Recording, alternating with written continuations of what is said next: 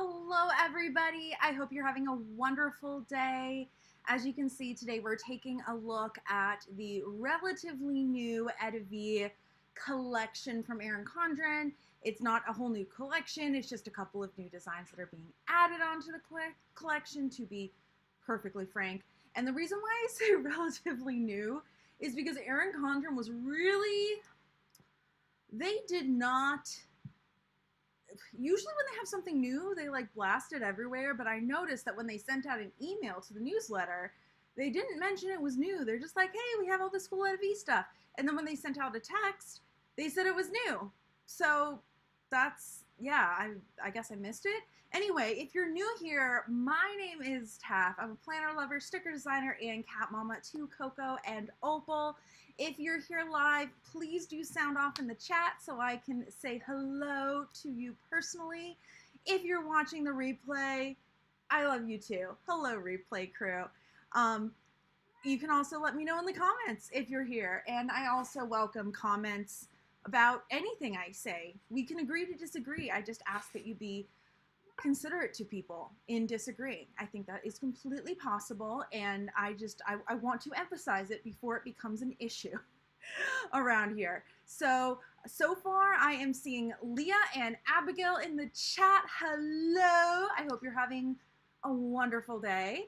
I'm having a good day myself. I was having like a rough day, well, rough last week, maybe last couple weeks. Today's going pretty good. I'm excited. My hair's a little frizzy, that's okay. We're going to mostly ignore it.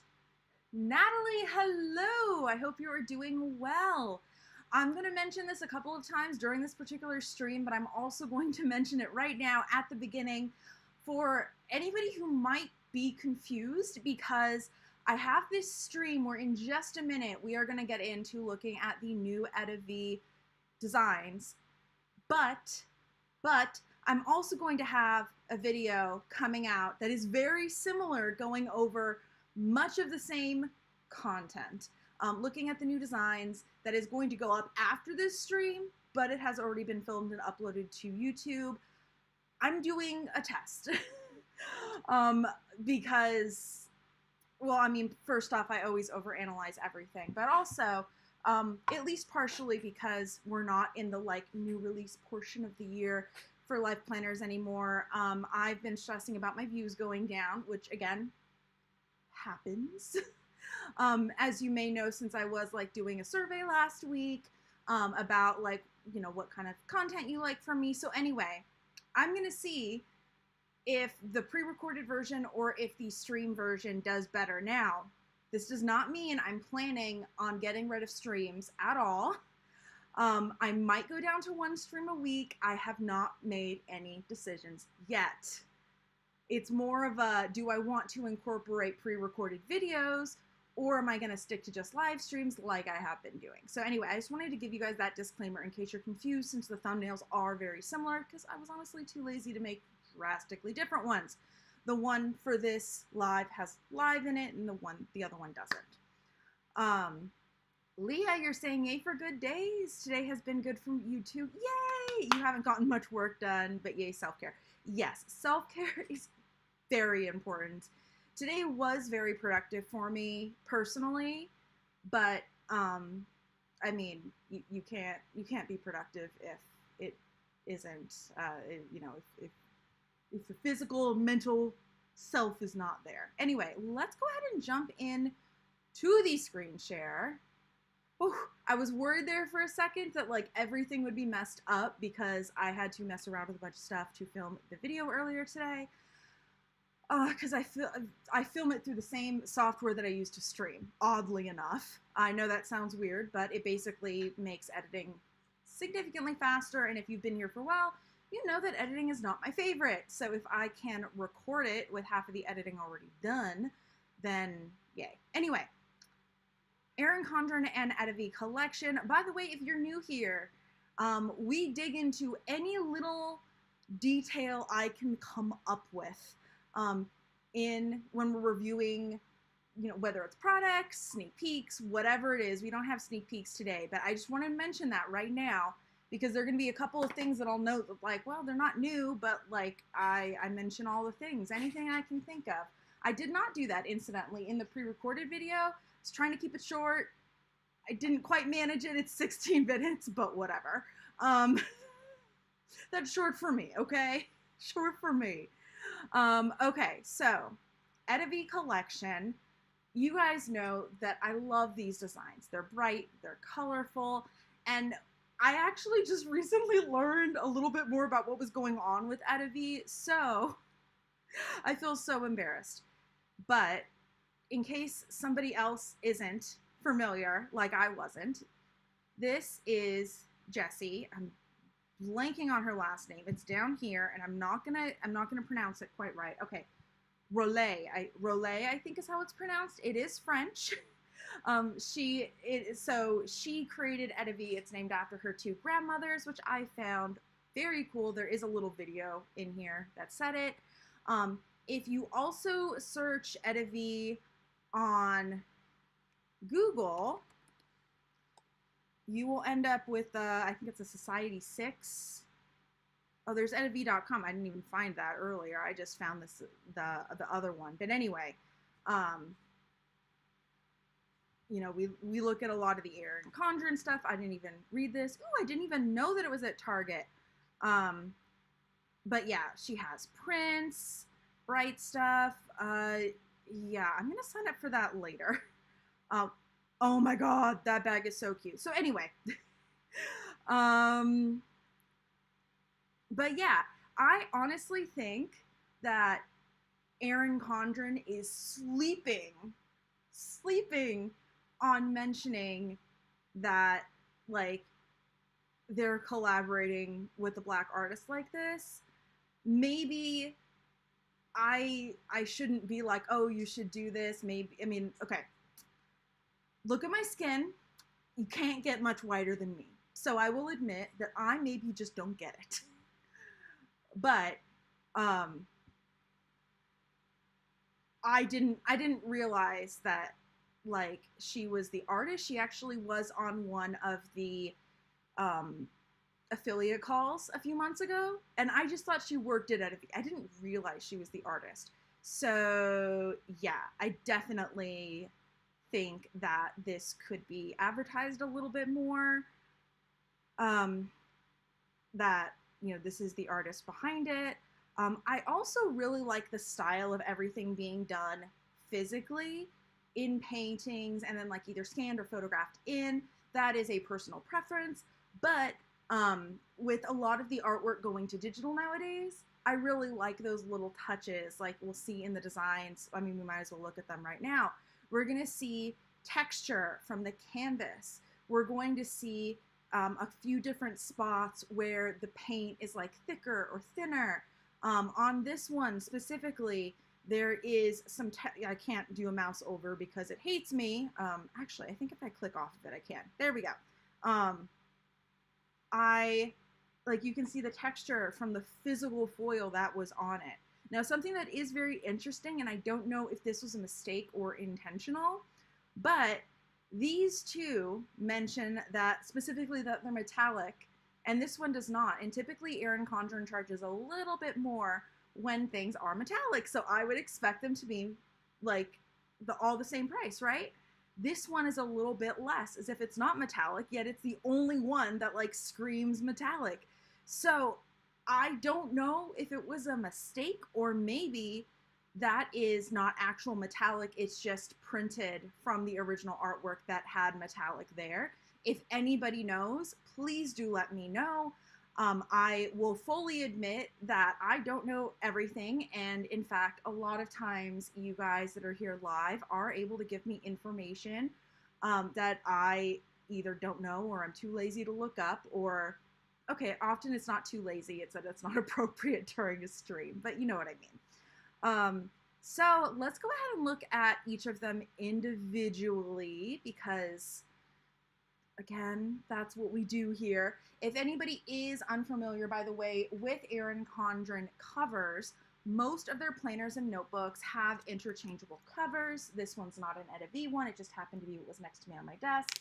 So they're laminated and you can snap them in and out and change them out. So because the life planner, I think this is the weekly one specifically, was at the top of the page. That's what we're going to be looking at. But all of these are also available as teacher planners, academic planners, notebooks, covers individually, all that good stuff. Though I will say that I will not be surprised if Erin Condren does a pretty good sale for Labor Day, which is the beginning of September. So if you don't urgently need anything from Erin Condren and you don't already have some sort of coupon or discount, I'd highly recommend waiting a little bit. Erin Condren is pricey, and for the most part, I think their products are worth it. Some of them are more than I'm willing to spend. Maybe I'm not the target audience. Some of them I think are completely reasonable, and then some of them like this, like $60 for a planner. I mean, it's a good quality planner, but that's still a little pricey. So anyway, I'm all about the discounts. I just thought I would mention all that good stuff. I will also mention, since I'm mentioning that if you have never placed a purchase at Erin Condren, I do have a link down below to get $10 off your first purchase, as well as saving 15% off when you sign up for the, I think it's the text list. I think if you're not also signed up for the email list, you can sometimes get that too. I did just want to give you that disclaimer. I'm also an affiliate. I make a small commission if you use those links. Doesn't cost you anything extra. You know, insert huge affiliate disclaimer here. If you have any questions about me being an Erin Condren affiliate, please let me know. I'm happy to answer them. As long as I'm not under some sort of embargo or NDA, I'm pretty much completely open. I take that back. I will not tell you the dollar amount that they pay me. I will tell you I get 10% commission on any purchases that are made using my links. So yeah, anyway, disclaimer out. Oh, also, sorry, one more disclaimer. This was sent to me, they send me a lot of PR, and this was one of the things they sent to me for PR. Yeah, that's the other thing. I just, I want to make sure I'm being a good influencer. I don't feel like I'm really like influencer standard, but whatever. That's the term, and I'm going to use it. Oh, give me just a sec. I just realized that my web browser is not quite the right size for this here, and then that, if that makes sense, like it was a little bit bigger, and it makes it easier for me to make sure you're seeing everything completely when my web browser is correctly sized. I hope that makes sense. It's just one of those things that makes it easy for me to watch the chat and make sure everything looks halfway decent and like all the things. Okay, so this is definitely my first favorite, my favorite of the three. This is called In the Flow. As I mentioned, it very blatantly seems to have metallic in it, but it's not priced or listed as having metallic. I was just looking down here to see if there's anything else in the description.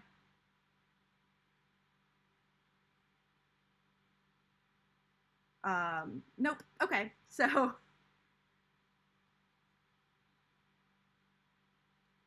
anyway, there's all the things, I guess. Okay, here we go. Zooming in as much as possible here. So yes, In the Flow. Now, I understand why it's called In the Flow, but when I first saw it, before I saw the title, what I thought of was geodes. Like very colorful geodes, but you have like the kind of circular like bits with like the layers and the metallic. A lot of times you see that in geodes.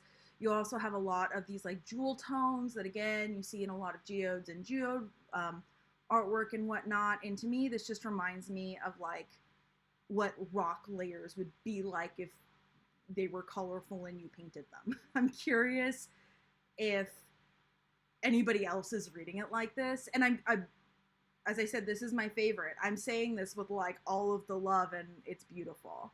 It's absolutely gorgeous. I also really, really love her balance of dark colors and light colors and brights.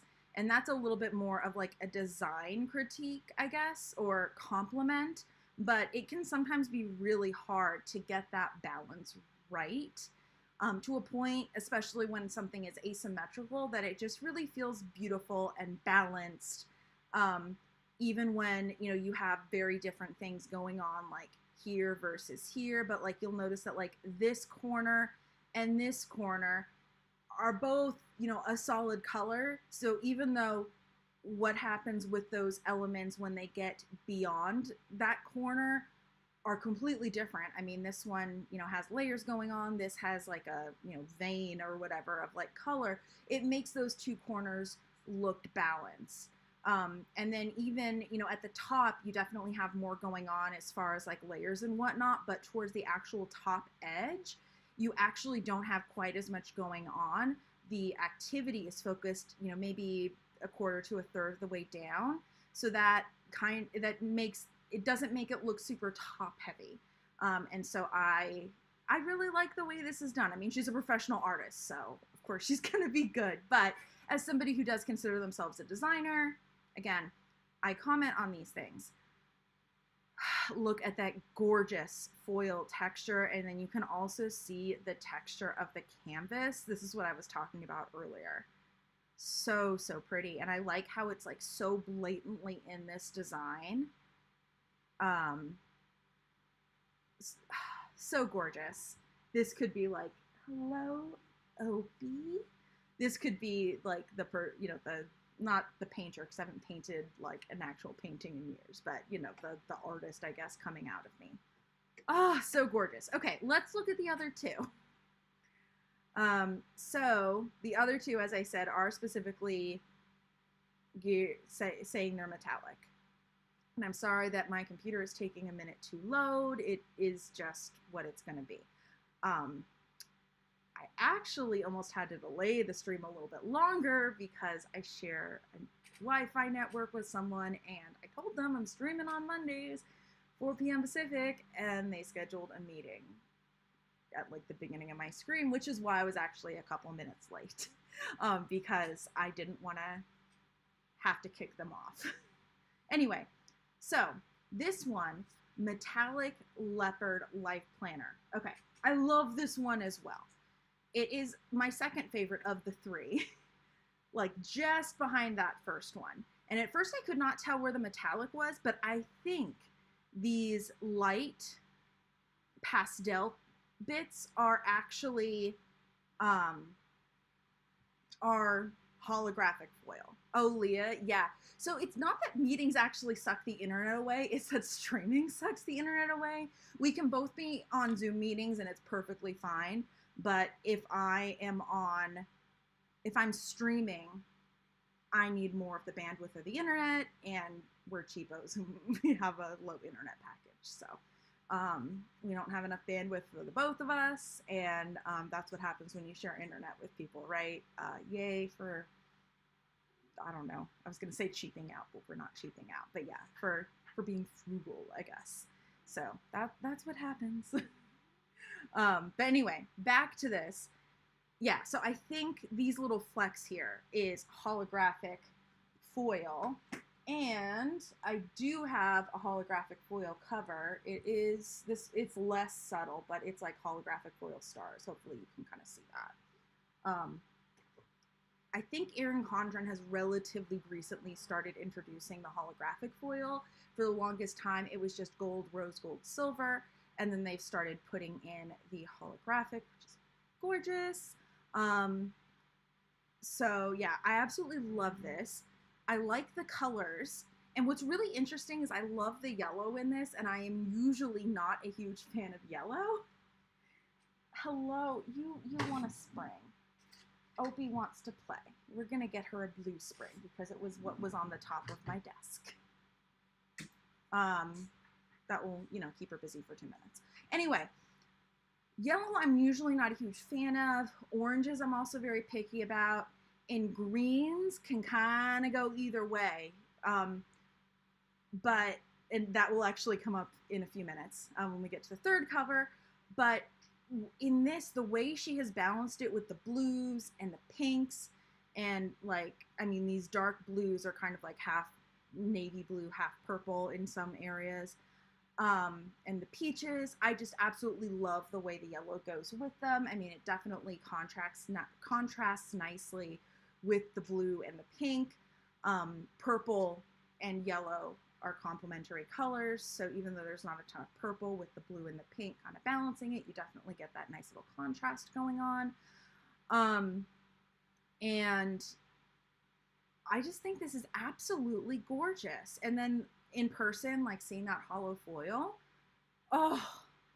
Anyway, as I said, this is like, in my personal opinion, like a smidge behind the other one as far as preference goes. I just realized that the name is holographic foil as well. Can you see that? Oh my goodness. Gorgeous! Gorgeous, gorgeous, gorgeous. Opie's back. All right, let's do a green spring this time. Not that the color matters, but for some reason I feel like I always have to show you. All right. I have not been throwing the springs very well today. Anyway, so there things are up close. This one you can definitely see some of the brush strokes, but we're not getting nearly as much of the canvas texture as we were with the other one. This is more of the sort of effect when you, I don't want to say dry brush per se, but like when you don't have as much paint on your brush, like towards the end of a stroke or something like that, your brush is getting dry, but dry brushing itself is specifically a technique. And I'm sorry if I'm getting into the weeds here, but I wanted to mention that I really like the way that's done, but you know, there's also those differences and kind of how like the texture of everything looks. That I wanted to bring up. Also, something else I wanted to bring up, and I don't know exactly how much of a coincidence this is. Let me go back to the EttaVee website. Okay, so here's what I was going to say, is that a lot of the colors that Jessie uses in the EttaVee collection go very nicely with the standard Erin Condren colors. If you're not familiar, Erin Condren has approximately 12 colors. I say approximately because I think they might have a couple more, but the 12 are like assigned to the different months in the colorful version of the planner that they use kind of throughout everything, their marketing and their planners and different things. They have a rainbow staircase in their stores. Green spring. That was a really bad throw. We're going to do another one. This one's a pink spring. Okay, that one was a decent throw. Didn't make any noise. There's a spring out there for you, Opie. She's like, no, I want pets. So anyway, what I was looking at is, are these the standard colors that Jessie uses, or are these ones that were specifically chosen for the Erin Condren collaboration because they go so well with the types of colors that Erin Condren tends to use? And looking at this, I mean, sometimes things are a little bit brighter or more neon or a little bit duller, but in general, it's kind of like those similar color palettes that I'm talking about. So I think it definitely is, for the most part, more of a style thing. It's not like she changed the colors she uses drastically for this collaboration. I hope that makes sense. Which, I mean, works beautifully with the planners that Erin Condren has going on, because as many of you know, the Erin Condren planners, like the inside of the book, is not EttaVee themed. The inside of the book is whatever theme you get. So this year there's either color blends, Harmony, which is available in colorful or neutral, and in Bloom, the academic planner, and maybe the academic planner also has a Star Wars version. I think an EttaVee version of the Life Planner would be so cool, like with the insides using the artwork, but it might be a little bit harder because the printing on the inside of these planners tends to be slightly lower quality than the cover, which is pretty standard in books if they're not specifically like books displaying photography. So it's not a critique, it's just a fact. Anyway, I think this all goes together super, super nicely, and I just love it. I also really like that it's a slightly more abstract version of a leopard print, because while I do personally like animal prints, I'm not like a gung-ho, die-hard animal print gal. And this kind of, it gives you, it's like a fun way to like have an animal print on your planner without having an animal print on your planner, if that makes sense. It's just fun. And now I'm wondering if I like this better than the first one, because they're just gorgeous. And then we shall go ahead. Oh, I can't tell. I think it depends on my mood. If I'm in like a lighter color mood, I like this one better. Let me do the thing where I click off. If I'm in a lighter color mood, I like this one better. If I'm in like a intense color mood, I like that one better. Anyway, so here we have the last one. This is my least favorite of the three. Not that it's not beautiful, it's just not quite as much my style personally. This one has rose gold foil, and I find it very ironic that it's called the Metallic Spring Life Planner, or, you know, Metallic Spring Design, when it was released, as far as I'm aware, sometime like late July, early August. I mean, there's nothing wrong with that. I find it funny. Anyway, as I mentioned earlier, I'm a little weird about greens, and that's primarily why this is my least favorite of the three. That isn't to say I don't like it, it's just not quite as much my style and my colors. I tend to like my blues balanced out with more of the warmer colors, pinks, yellows, purples, that sort of thing. We have a little bit of that here, but we're definitely going more into the green, which again, as I said, just isn't quite my cup of tea.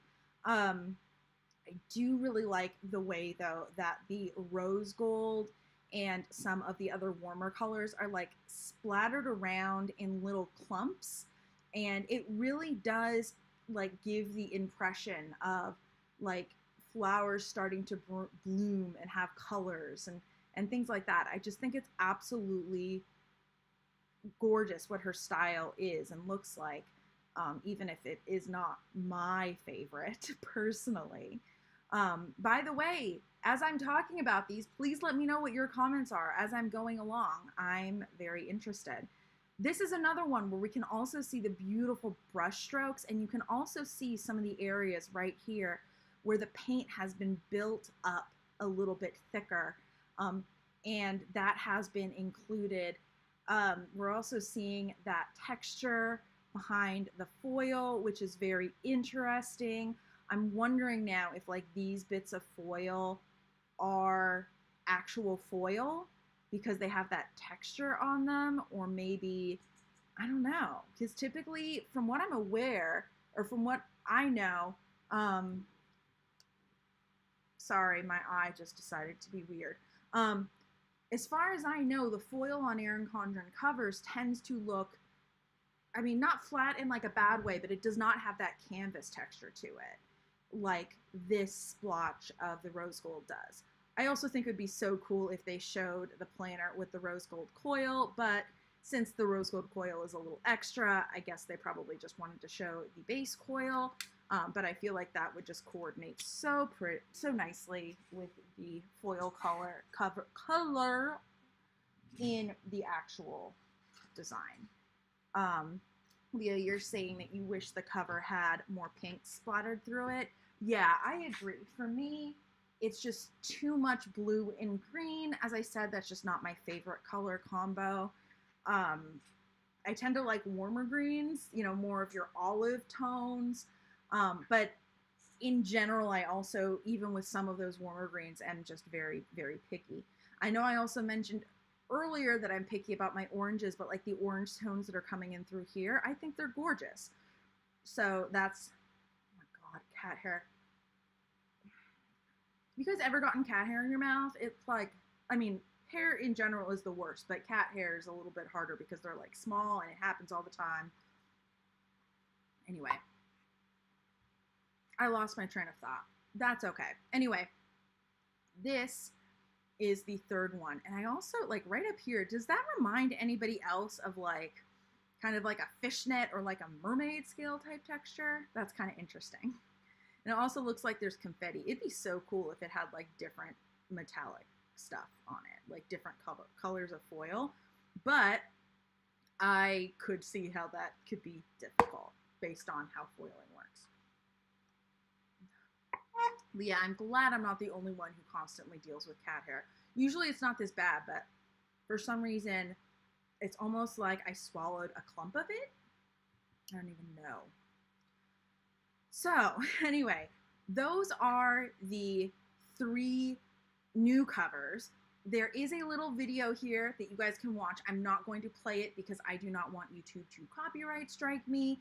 This live stream / whatever is not sponsored, so it's not like they could take away revenue, but copyright strikes on your channel equals not good. So there is a link, I'm pretty sure I put a link in the description box down below to this exact page that I'm on. So you can go check that out on your own time if you are interested in that. Leah's asking, is it just these 3 covers? For the new covers, yes, there are. There are several other covers that are in the EttaVee collection. These are the 3 new ones. Patricia, hello. You have several covers and the sticky note booklet. Yay, I was actually going to go through all the other stuff that that Erin Condren has. I've been from EttaVee, not the whole site. That would take, I was going to say years. It wouldn't take years. It's more time than this stream allows us for. Yeah, these covers are gorgeous, and if I swapped out my covers on my planners more often, I would definitely be buying a ton of them. I will mention, I'll show you this down below, they show where you can buy just the interchangeable covers. They show that, I think it's this one that they show as being new, so maybe this is relatively new, but up here it's not being shown as new. I know, Leah, the sticky notes are so pretty. By the way, Patricia, how is the quality of those sticky notes? Because I have another Erin Condren sticky note book, and I won't say the quality is outright bad, but it's not up to like the snap-in sticky note dashboards that I've gotten in the past from Erin Condren. And so even though the EttaVee one is gorgeous, I've been a little bit hesitant to get it, and I'm curious to see. Hello, Agman. I'm sorry you got stuck in Monday traffic, but I'm glad you're here now. So yes, we're just gonna go down the thing. It looks like some of these actually have slightly, did I just miss that? Some of them have slightly different selections. So I swear this is a new arrival too. See, like I can't even tell what's new and what's not because different places have different ones as new arrivals. This one, okay, so this one is a vegan leather option. So this one's not interchangeable. It's just available, at least this listing, on the teacher lesson planner. I think this is beautiful. Honestly, it's not like singing to me as much as the others. I will also concede that it is a different material. As I said, this is a vegan leather instead of being printed on paper and then laminated. So it's not,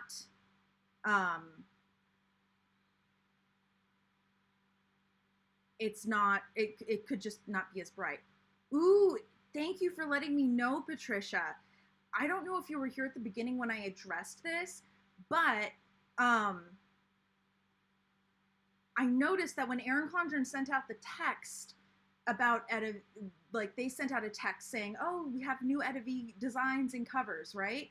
And then they sent out an email and they didn't say anything was new specifically. So that is very interesting. I was just going off of what says new arrival, but as you have just pointed out, not everything is necessarily super new if it says new arrival. So thank you for pointing that out. This is the one I have, and it doesn't have a new arrival thing on it. I mean, I'd be annoyed if it did because I got mine back in like May. Then I'd be like, okay, you cannot trust the new arrival thing. I've known for a while that has been, that they put the new arrival thing and keep it on for a little while, but I didn't realize that that it could be quite a while.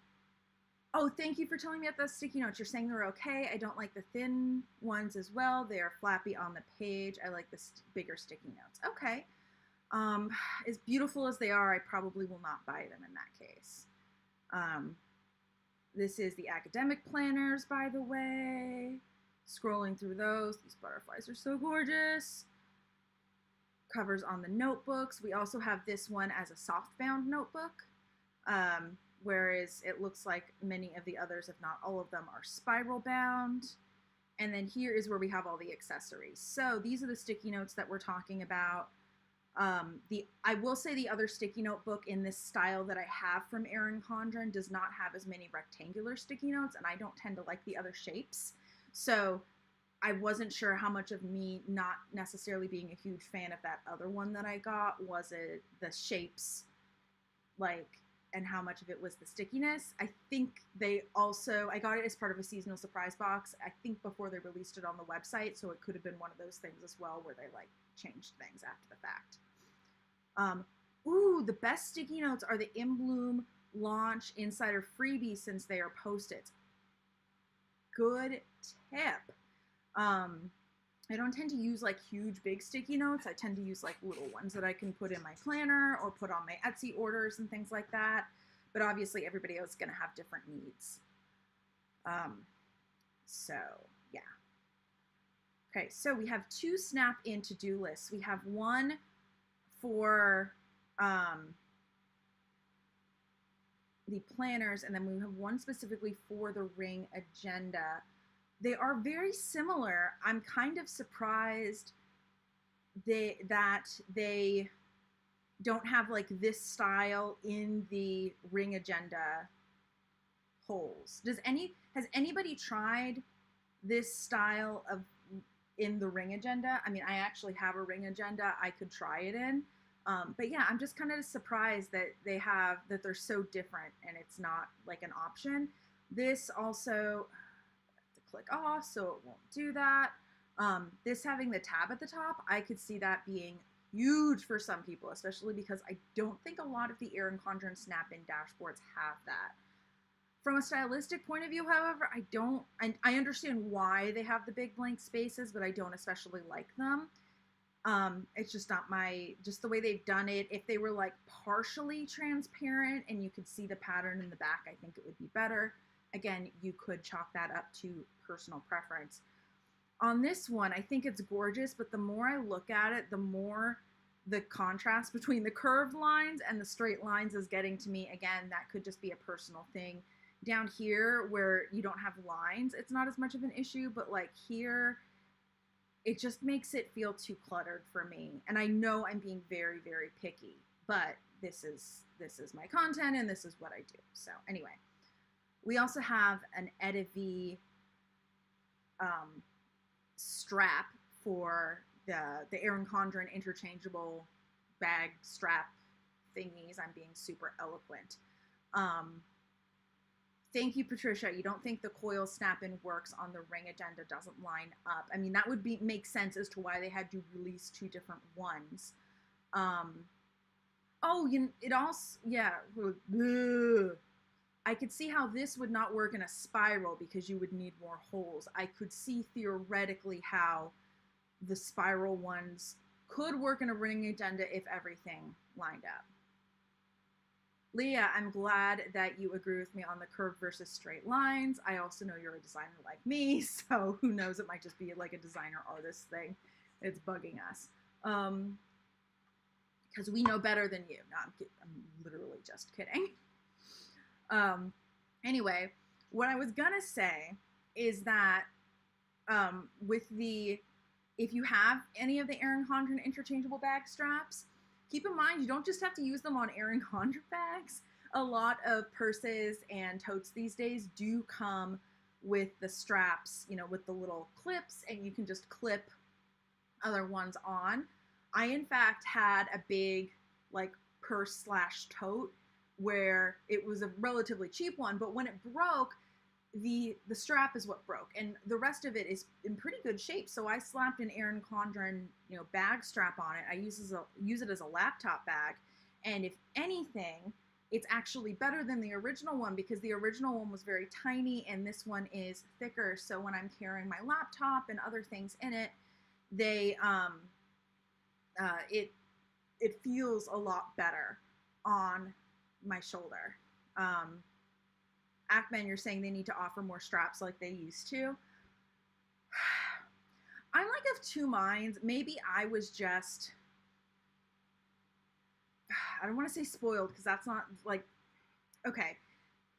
I want to say before I say this, that I am aware that what I'm about to say either is going to make me sound a little bit like a spoiled, ungrateful brat, or at the very least treads very closely to it. I want to say that up front because I'm aware of this. When 𝗂𝗏𝗏 first came out with their planner totes with the interchangeable straps, I got a lot of them sent to me. And I have not opened many of them. And so for me, I understand how it's nice to like have choices, but I don't tend to change them out very often. I'm also not a huge fan of the stripes, like a lot of them tend to be. I know. So for me, like, me personally, I don't feel like they have too many straps because I'm like, I have too many floating around that just don't get used. But I mean, because of that, when the purse/tote broke, I was able to slap one on it. They're also very, very thick, which is nice as far as displaying designs on them, obviously, but you don't always want a very thick strap on more of a purse type bag or something. Like, I mean, I carry, like a lot of women, I carry a purse with me, and I want something that is going to be a little bit smaller and lower profile, because if anything, I kind of want my purse to like disappear. I don't want people to see it, if that makes sense. But again, that's just me, and I completely realize that I am effectively complaining about getting free stuff. Which is not cool. I am very grateful to 𝗂𝗏𝗏 to be able to have them send things to me for review. That particular item was not one of my favorites, and they have since changed it. In some ways good and in some ways not good, in my opinion, where that you have to specifically apply when you want to get a PR box, and they make sure to spread it across a lot of people, whereas I think back in the day they didn't have as many affiliates, and they would literally just say like, hey, we're gonna send this to you, and I'm like, awesome, and usually the stuff was awesome, but sometimes I got something, it's like, had they asked me about it, I probably could have told them I wasn't really gonna use it too much. Sorry about that. So again, that like, you know, hashtag like first world problems, I guess, would be a great way to put that, because yeah. By the way, update, I guess, on the PR that I have mentioned that I'm going to be donating to a local organization here. Since I'm thinking of, more PR than I can use because I'm just one person. And as much as I love getting sent stuff so I can show it to you, I'm not the kind of person that can keep up with 5 planners for different things. Like, I can barely keep up with one. Hashtag ADHD. Anyway, so I've mentioned that there's a local organization. I think it's called the, we call NCO, I want to say that's like National Northwest Children's Outreach, I think is what it's called. Anyway, they collect items that are like new and gently used to give to kids, or that parents who can't afford to give their kids gifts or buy them clothes can like go there and get things that are like not obviously used secondhand. The way I like to think about it is like, if a parent like were to go to Goodwill to get their kid a gift for like Christmas or their birthday, a lot of times things will be kind of obvious that it's from Goodwill depending on how much it's been used and stuff like that, whereas the stuff at like NCO is like, the kid probably won't know the difference if it's used. It's like very gently used. So like, if you donate something, it has to have all of the pieces, whereas if you send it to Goodwill, it doesn't really matter. They just take care of it. So anyway, I plan to donate my extra Erin Condren PR once I've reviewed everything to NCO. I have confirmed, even though they're not officially saying they're accepting stationery and school supplies, that they are, and school doesn't start until September in my area, so I have not missed back to school. However, I am holding on to it a little bit longer because I may be filming individual reviews on some of the products, and so I don't want to give it away quite yet. I just thought I would give you that update since I know I've mentioned it a few times and I haven't donated it yet, and I wanted to let you know. Also ADHD, but I don't want to keep falling back on that for like everything. Anyway, here's where I was saying that this one was showing up as new arrival down here. But apparently Erin Condren is even more liberal about the new arrival tag than I thought. Okay, there's a little bit that's kind of gone through here in the chat I need to catch up on. Okay.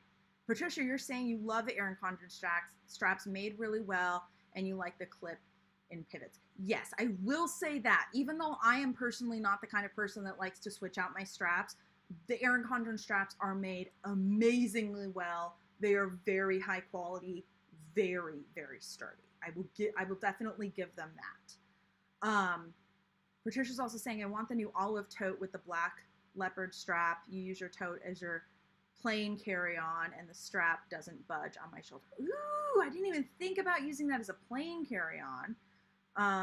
Currently, I don't think I have an Erin Condren bag that like zips or something like that, and for a plain carry-on, I would want something that zips.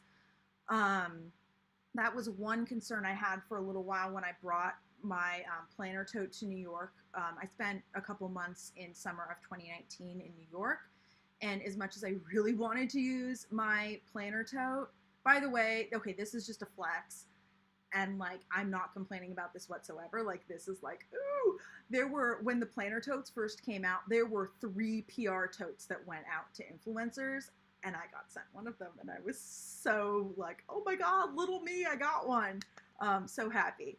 Unfortunately, and this is not their fault, this is just an unfortunate coincidence, they sent me gray, which I have no problems with, but a lot of the pants, like the jeans that I wear, are the cheap jeans with dye that bleeds, and so one side of it is a little stained with blue jean dye, so I always have to make sure I wear that in. Anyway, yeah, totes. Maybe after this, since we always stream forever, I can go ahead and look at the totes. I think that will be great, because I know they've come out with a lot of stuff regarding totes and whatnot since I've gotten one. They also sent me like the small one. I mean, so first they had the planner tote, and then they had like a smaller version that I used as a purse for a while, and I like that. That one doesn't have a zipper at the top either. But I should say I do know how to sew a little bit. Like, I would say I'm like somewhere between beginner and intermediate. I'm certainly not advanced. I know my way around hand stitching and a sewing machine. So I'm like advanced enough that I can attempt things that I'm not ready for, if that makes sense.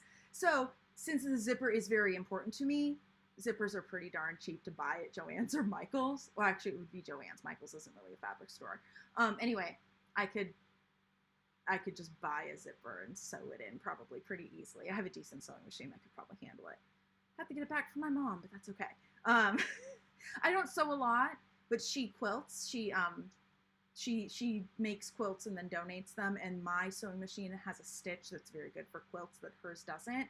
And since I don't sew with my machine a lot and I live pretty close to my mom, I let her borrow my machine so she can use the stitch. It's also not good for sewing machines to go without being used for a long period of time. So if anything, she's actually doing me a favor so that I don't have to like send it in for like maintenance or something like that. Anyway, but that could be like a really easy thing. And I know Erin Condren has made a lot of changes.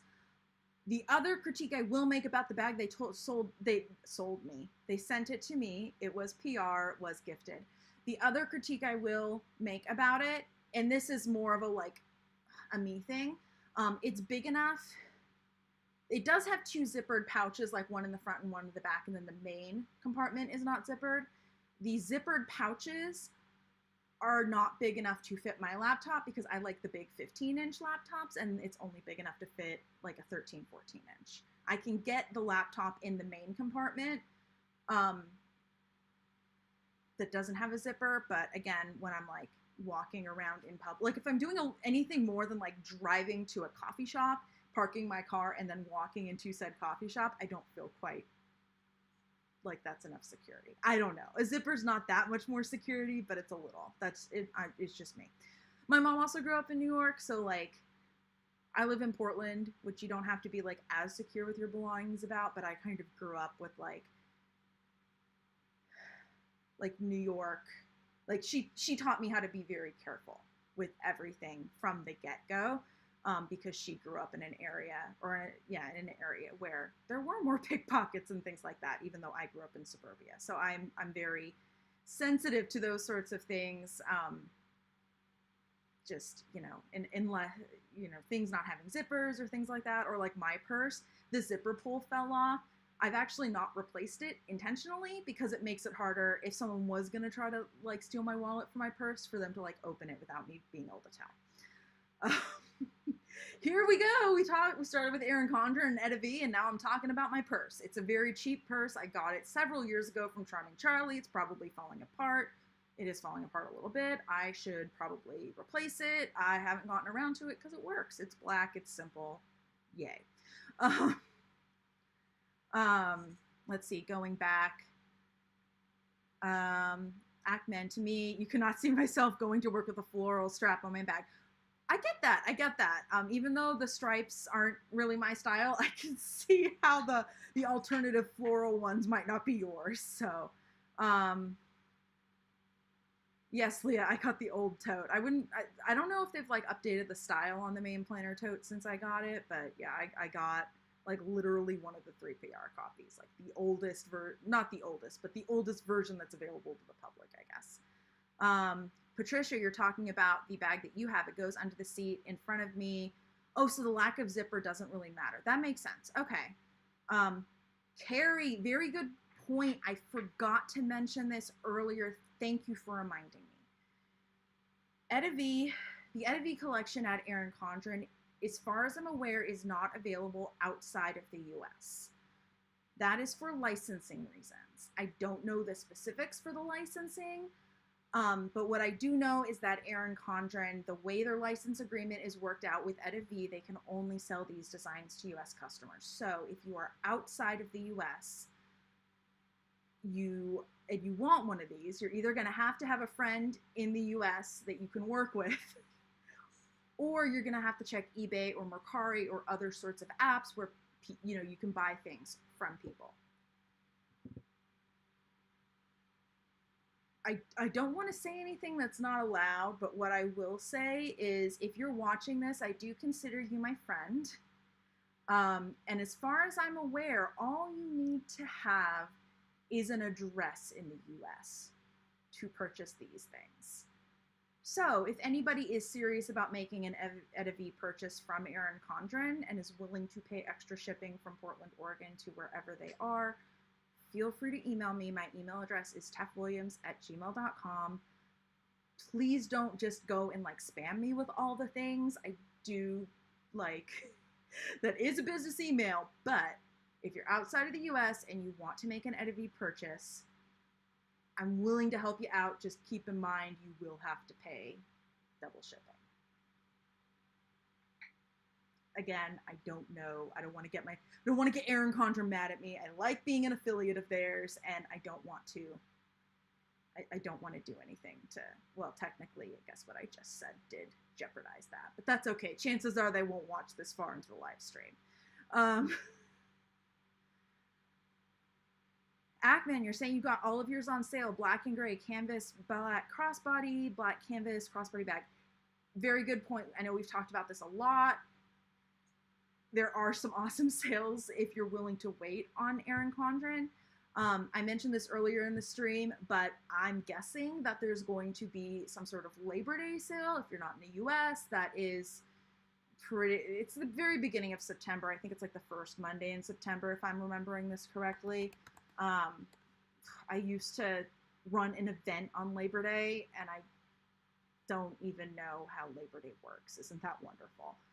It was an anime convention for anybody who's curious. Okay, so Labor Day in the US is on Monday, September 5th, and a lot of businesses in the US will run Labor Day sales over that period of time. I also have a $10 off your first Erin Condren purchase in the description box down below. If you've gotten a life planner previously, or you know someone who's gotten one, they do have it's called a welcome packet, and it ships with a 20% off your next purchase option. I believe if you sign up for their text or email list for the first time, they'll also give you 15% off. My point is that unless something is brand new at Erin Condren and you don't have a coupon and there's not a sale and you're not willing to wait,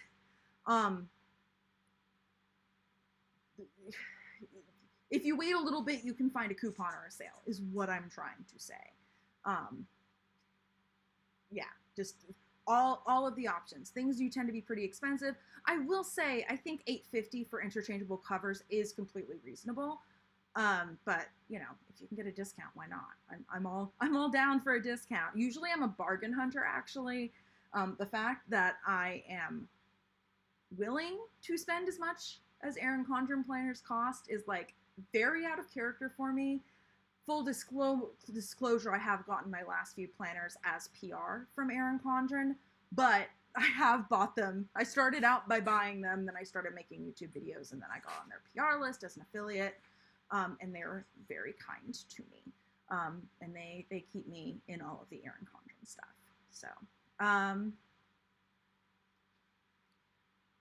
let's see. Patricia, you'll wait until either friends and family or Black Friday. Currently have navy with a couple of straps. Good point. Erin Condren usually does Black Friday stuff as well. They also have warehouse sales now and then. If you're willing to wait on planners, usually in February or March, they do a really big sale on dated planners because you don't get like the first 2 or 3 months. You don't get to use the first 2 or 3 months of the year.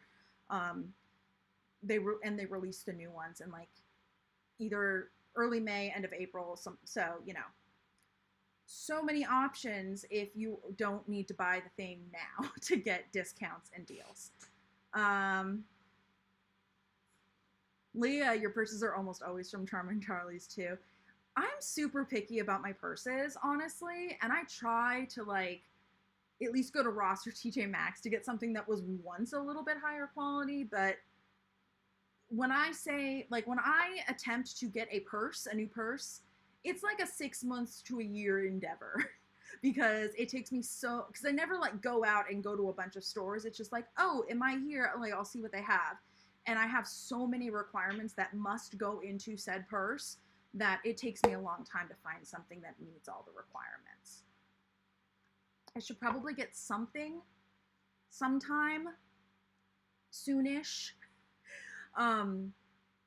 in case I have like somewhere really nice to go to, because from a distance mine looks okay, but if you like start looking at it close up, you can see that like some places were like vegan leather, pleather, whatever you want to call it, like it's, you know, it falls apart faster than leather. You know, there are places where it's looking worn and it's not usually an issue, but it would be nice to have a nice new looking bag in case I ever was invited to something where it was. Let's see, Patricia, you're saying your travel on carry-on tote lasted 25 years before it finally wore out.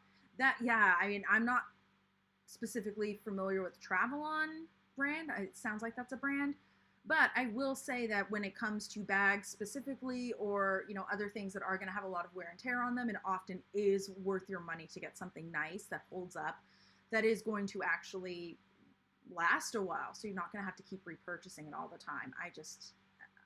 I'm often a bargain hunter and I often fall for the cheap shit. So then I have to keep repurchasing it. Ackman, you did buy the EttaVee strap, Star Wars, and Black Leopard straps. Oh my God, Ackman, yes, I'm very glad I don't have a local Erin Condren store. I would be there quite often. But if I had a local Erin Condren store, instead of like, ooh, we have all the new stuff, let's look at it online, I'd legitimately go into the store and take video, but then I'd have to do like all of this editing with videos. And as you guys know, I'm not a fan of editing. Even though I'm debating adding edited videos to my constant channel release repertoire, it's literally, most of them, like, if I'm editing them myself, they're going to be low editing. Otherwise, I'll be sending them out to I'll be letting someone else do it. I finally accepted the fact that I'm not a fan of editing. And when I say low editing, by the way, I mean, like, I record the whole thing in OBS, which is also my streaming software, so that I can do like the little picture-in-picture thing and whatnot, so that most of the editing is done during filming, and then all I really have to do is chop off the beginning and the end to make the beginning and the end of the video like not dead space, and then add some music behind the whole thing. That's my version of low editing. That I could do if I'm in the right mood and my ADHD is not acting up that day. 𝗚𝗏𝗁, you're waiting for a sale on items and then using as many discount gift certificates, etc., to make the prices way lower. Yes, a lot of the discounts and coupons are stackable. Not always, but often. For instance, oh, Leah, do not tempt me. Do not tempt me with the road trip to 𝗀𝗏𝗁. I know you're within long driving distance of one, but next time I get down to the LA general area, I know that, you know, LA and Orange and, like, you know, anyway, as an outsider, I bump all, you know, the whole area together because I have to take a plane. I will try to make it to the 𝗀𝗏𝗁 store, but part of it's probably going to depend on where in the area I am, because I typically do not rent a car, and if I'm far away, Uber rides can get really expensive. Just saying. We'll see, but I will try to make it happen. But anyway, yes, you can often stack the discounts at 𝗀𝗏𝗁. The percent off ones seem to be a little bit hit and miss. Sometimes you can stack them, sometimes you can't. So it's the kind of thing that you just give it a try. I'm pretty sure if you haven't made a purchase at 𝗀𝗏𝗁 yet and you're using my $10 off your first purchase, I'm pretty sure that's stackable with other offers. I don't know about the 15% off for signing up for the text list. Also, occasionally, if you're signed up for text, they'll just like send you a random 15% off thing. It's like, hey, you haven't bought anything in a while. Here's 15%. So I don't know if those are stackable with other things. I would be surprised if they weren't. I will say the seasonal surprise boxes do not tend to be, you often cannot use coupons or discounts on them. They tend to be a lot more strict about like the seasonal surprise boxes. However, I will say for the seasonal surprise boxes, and we should be seeing the new one decently soon, I think, because the fall one should be coming out soon, right? Anyway, I will say, at least for the US, I don't know about international, but at least for the US, those do include shipping. And they are usually a good deal, assuming you like the items in them or sell them off. I have not sold any of my items off that I haven't used because I don't know, I'm lazy. And interestingly enough, for the record, I think I've bought at least half, if not more, of the seasonal surprise boxes that I've gotten from 𝗀𝗏𝗁 as an affiliate. Like, I do like to mention that stuff when I specifically buy something. Like, some stuff I'm like, oh, this is awesome, I'll use it since they sent it to me, but I wouldn't have bought it. Like the seasonal surprise boxes, I will spend money on those every single time. No, I take that back. Summer, not always, because I'm not always a fan of the summer colors and the patterns. Fall, winter, spring, if it's in the budget, yes. Summer, that's a little up in the air. Okay. More stuff in the comments. Yes, all the temptation, Leah. Oh, 𝗚𝗏𝗁, yes, you're only about 20 minutes from the Irvine, California store. Yes, if I'm ever in the area, 𝗚𝗏𝗁, I am down to meet up with you at the 𝗀𝗏𝗁 store, maybe grab coffee or something. I'm not really a drinker, so I wouldn't want to grab like a drink or a beer, but I'm down for coffee. I highly doubt it would turn into like a meetup, but it could be kind of fun. To be like, hey, if there is anybody else in the area, come, we're hanging out at the 𝗀𝗏𝗁 store. It'd be very on brand. Ooh, thank you, 𝗚𝗏𝗁. You purchased a seasonal surprise box for fall 2020 on August 25th, 2021. Okay, so yes, it is definitely coming up soon. Oh, August 18th. Oh no, a week earlier. So different. If you are on Erin Condren's email or text list or both, I highly recommend you're on both because they sometimes have different stuff coming out. Like if you want to keep up with like what the new releases are, sometimes they have like different pictures or videos and things like that. Anyway, if you're an Erin Condren geek like me, anyway, they will let you know when it comes out. I will also mention that sometimes they sell out very fast. Lately, they haven't as much. But I also have heard reports that Erin Condren has sometimes been facing supply chain shortages on different things. So even though overall they've gotten better at keeping them in stock longer, you never know when they're going to have a supply chain shortage on something and have a lower amount because of that. Beginning of November for the winter 2021 last year. Okay, yeah, I mean, it's a quarterly surprise box, so that makes sense.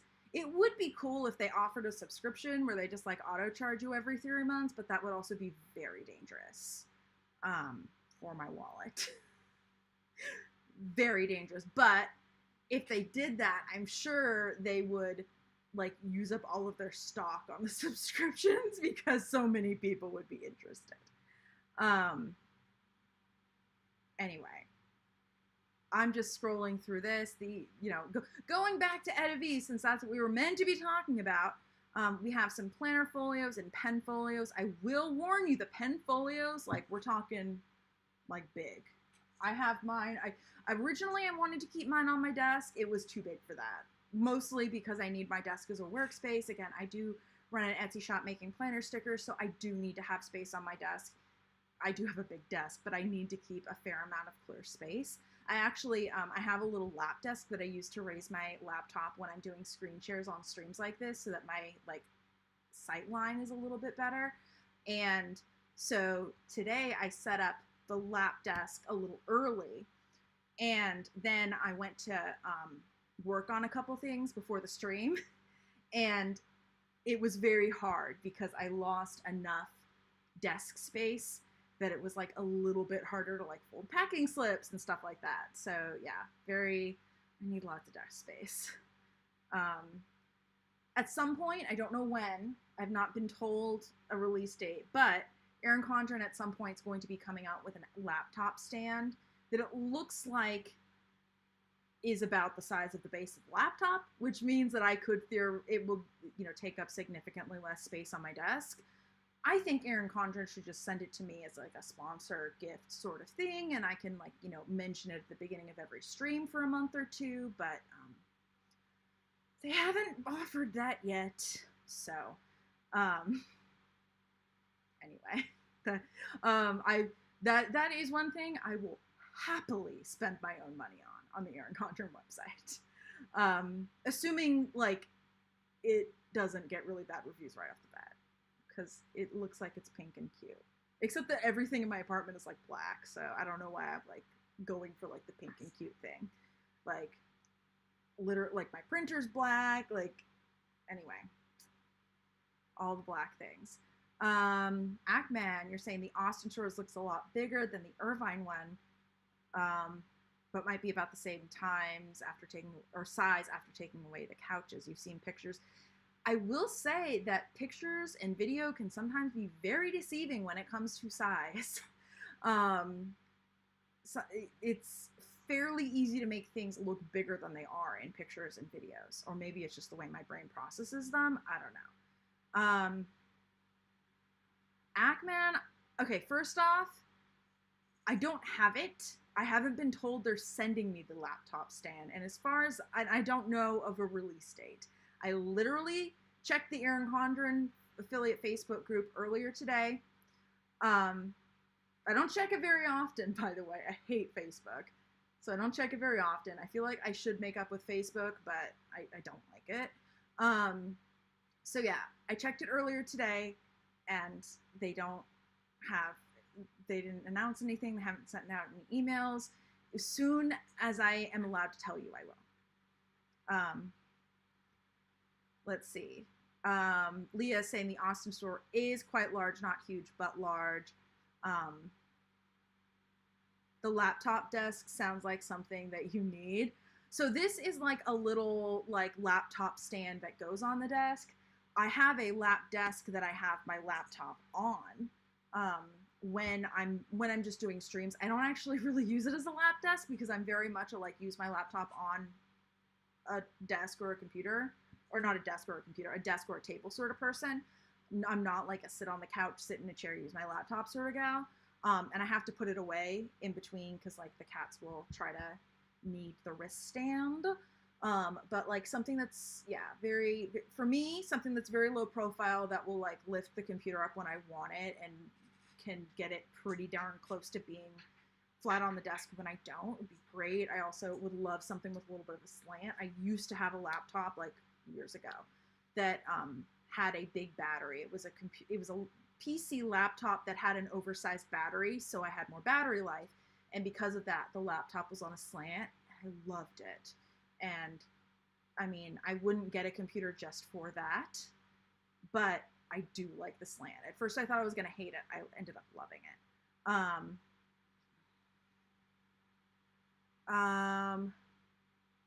Leah, you're asking if anybody's stream just blipped hardcore. I did not get any notifications on my end, as far as I can tell, that there are any issues with the stream, but that does not mean it's not me. As we know, sometimes weird stuff happens to my streams and I don't know about it, but neither OBS nor YouTube has told me that I've had any issues with stream quality today. Yeah, you're right, Ackman. The flyer does, I mean, I'm not double checking, but it sounds about right that the flyer says it's $26. I mean, here's the thing. They make laptop stands. I could buy one on Amazon. The 𝗂𝘀𝗃 one is just cuter. And for all I know, it will end up being not quite what I want for some reason, in which case, $26 plus shipping, I'm not out of that much money, because I probably won't be placing a huge 𝗂𝘀𝗃 order right now. I don't really have it in my budget to buy enough to get the free shipping currently. So that is that. Ackman, flyer description: adjustable wood laptop stand, a modern often must. Flexibility meets comfort with these portable, adjustable, high quality laptop stand. Leah, I mean, obviously it's not good if the stream's flipping, but let me know if it's still doing it.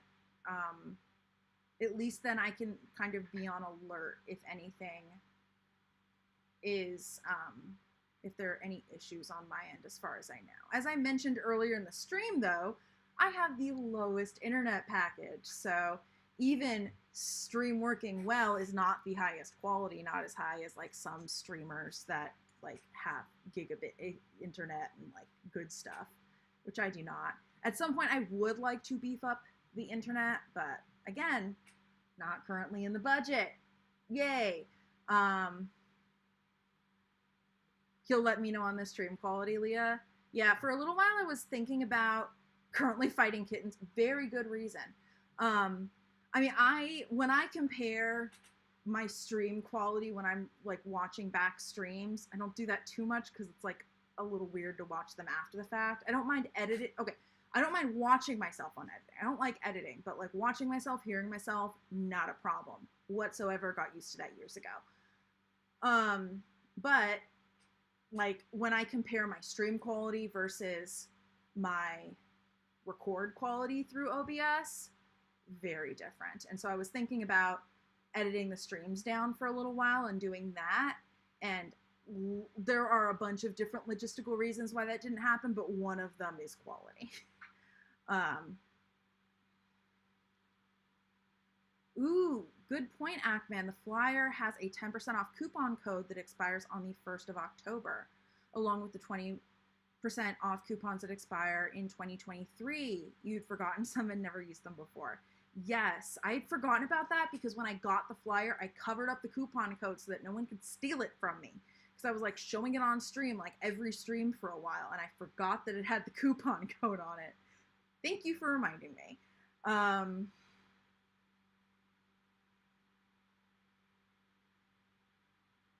You forgot the kittens and the kitties one.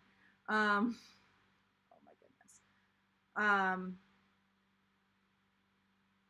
I mean, here's the thing.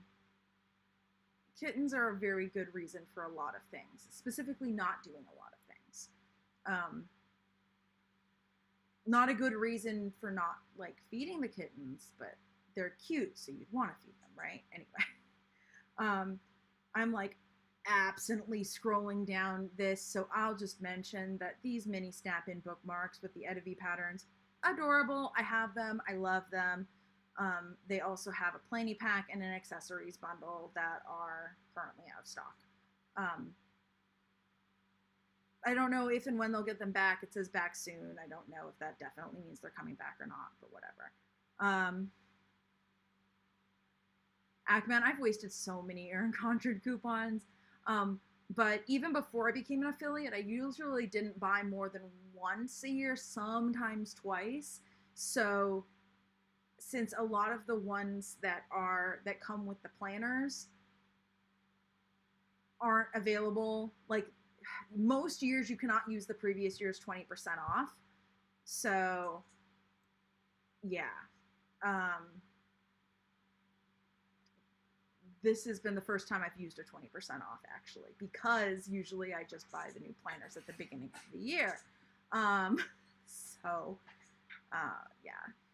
It also helps, again, that I am on the 𝗂𝗏𝗠𝗘 PR list, so sometimes when things do come out during the middle of the year that I can't wait on or I don't want to, they are kind enough to send them to me. But for the most part, I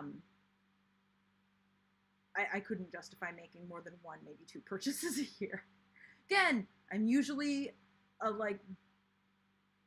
the person that looks for the sales, and like I'm the person that like would call my mom, hey, guess what sort of deal I got? And, like wherever it was. Like that's anyway, yeah. Bargain hunter. There are some things I'm willing to spend money on, sometimes I'm not. And it sometimes bites me in the ass and sometimes it doesn't. Very good point, Ackman. It would not be a normal Steph stream if we did not wander all over the place. Thank you, ADHD. Yay! I think it's part of my charm. At least that's what I'm gonna keep telling myself. Just to make sure I'm technically going over this whole page so I can say I did. We also have some EttaVee themed notepads, and those are personalized at the bottom with a name. I would think you could opt out of it. They also have some sticker sheets. It'd be so cool if they had a whole sticker book, but maybe that would be too much. I don't know. And then some personalized stationery note cards. So pretty. Oh, gorgeous. We also have some envelopes and sorry, these are not envelopes. They're return address labels. I have to say, I'm surprised that there are as many like that 𝗂𝗏𝗠𝗘 still offers the return address labels, but I also know they're based out of Texas, and I know at least in the South. Correct me if I'm wrong, but I believe that like sending thank you cards is not that that people in other parts of the U.S. or other parts of the world don't send thank you cards, but I get the impression that it's more common for more things in the South. Part of like the whole, Southern manners and stuff like that. Again, not from the South. I'm from the Pacific Northwest. Things are pretty casual here. And I also suck at thank you cards anyway because ADHD. Anyway, let's see. Gift labels. Those are very cute. There are two different kinds. And that is the end of the EttaVee page. Okay. Ackman, you used coupons that were about to expire 5 days ago for the big life planner sales, so barely got to use them in time. Yes. I am going to start trying to post more of the sales and whatnot on my community tab just to remind people if things get lost in your email or whatever. There's also a benefit that I can put a referral link in there, but I like to think I'm helping people out at least a little bit, but I also sometimes don't feel like it. So, I won't promise anything. I do wish, though, I had, like, actually been on my game for Planner Day a little while ago. What was it, like, the 1st of August?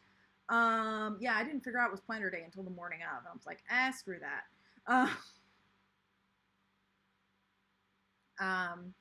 Leah, thank you for chipping in. It's pretty common down here to send out lots of thank you cards. And I've heard that, I might be completely wrong on this, but I've heard that some people will argue that, like, Texas is, like, is like its own flavor of the South, I guess would be the best way to put it.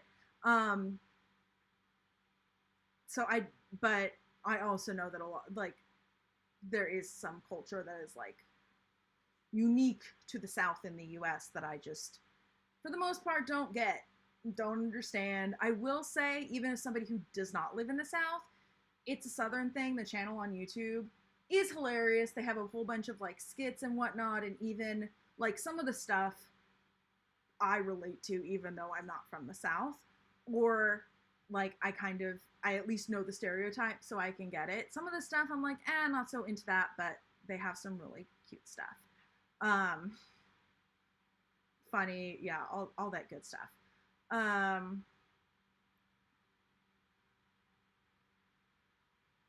Abigail, you're saying Erin Condren has a 3-month daily routines and rituals journal, but it's not on the site.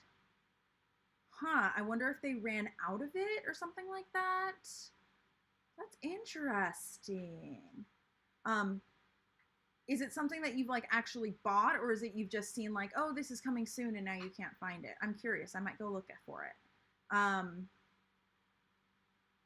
Leah's saying, yes, Texas is its own nasty flavor of Southern.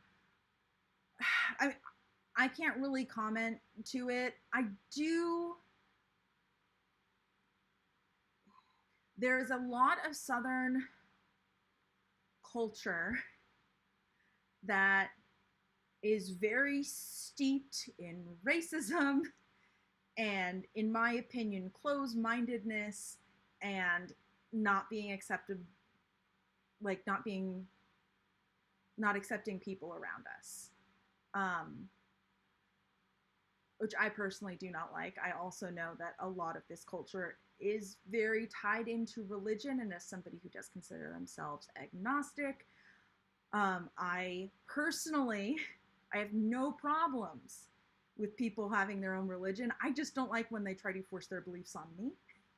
That's where I draw the line. Or force their beliefs on other people, I guess. Like, it's personal when they try to force them on me.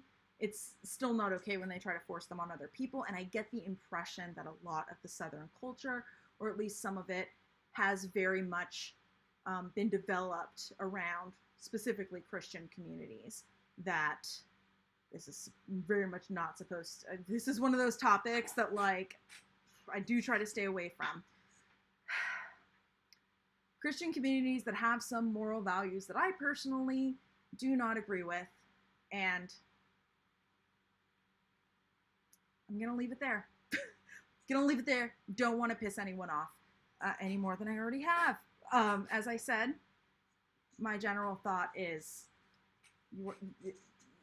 you can believe whatever you want as long as you don't try to force it on other people. You can educate other people about what you believe. That's not a problem, but don't force them to follow what you believe. At least in the US, in theory, we have separation of church and state. No idea how long that will stay, but who knows. Anyway, okay, Tef's political and religious commentary out. Leah, okay, it does overlap with a lot of, like, the general Southern culture. I added the general in there if you can't see in the chat. Abigail, some of the affiliates have it in the back to school review boxes. You're talking about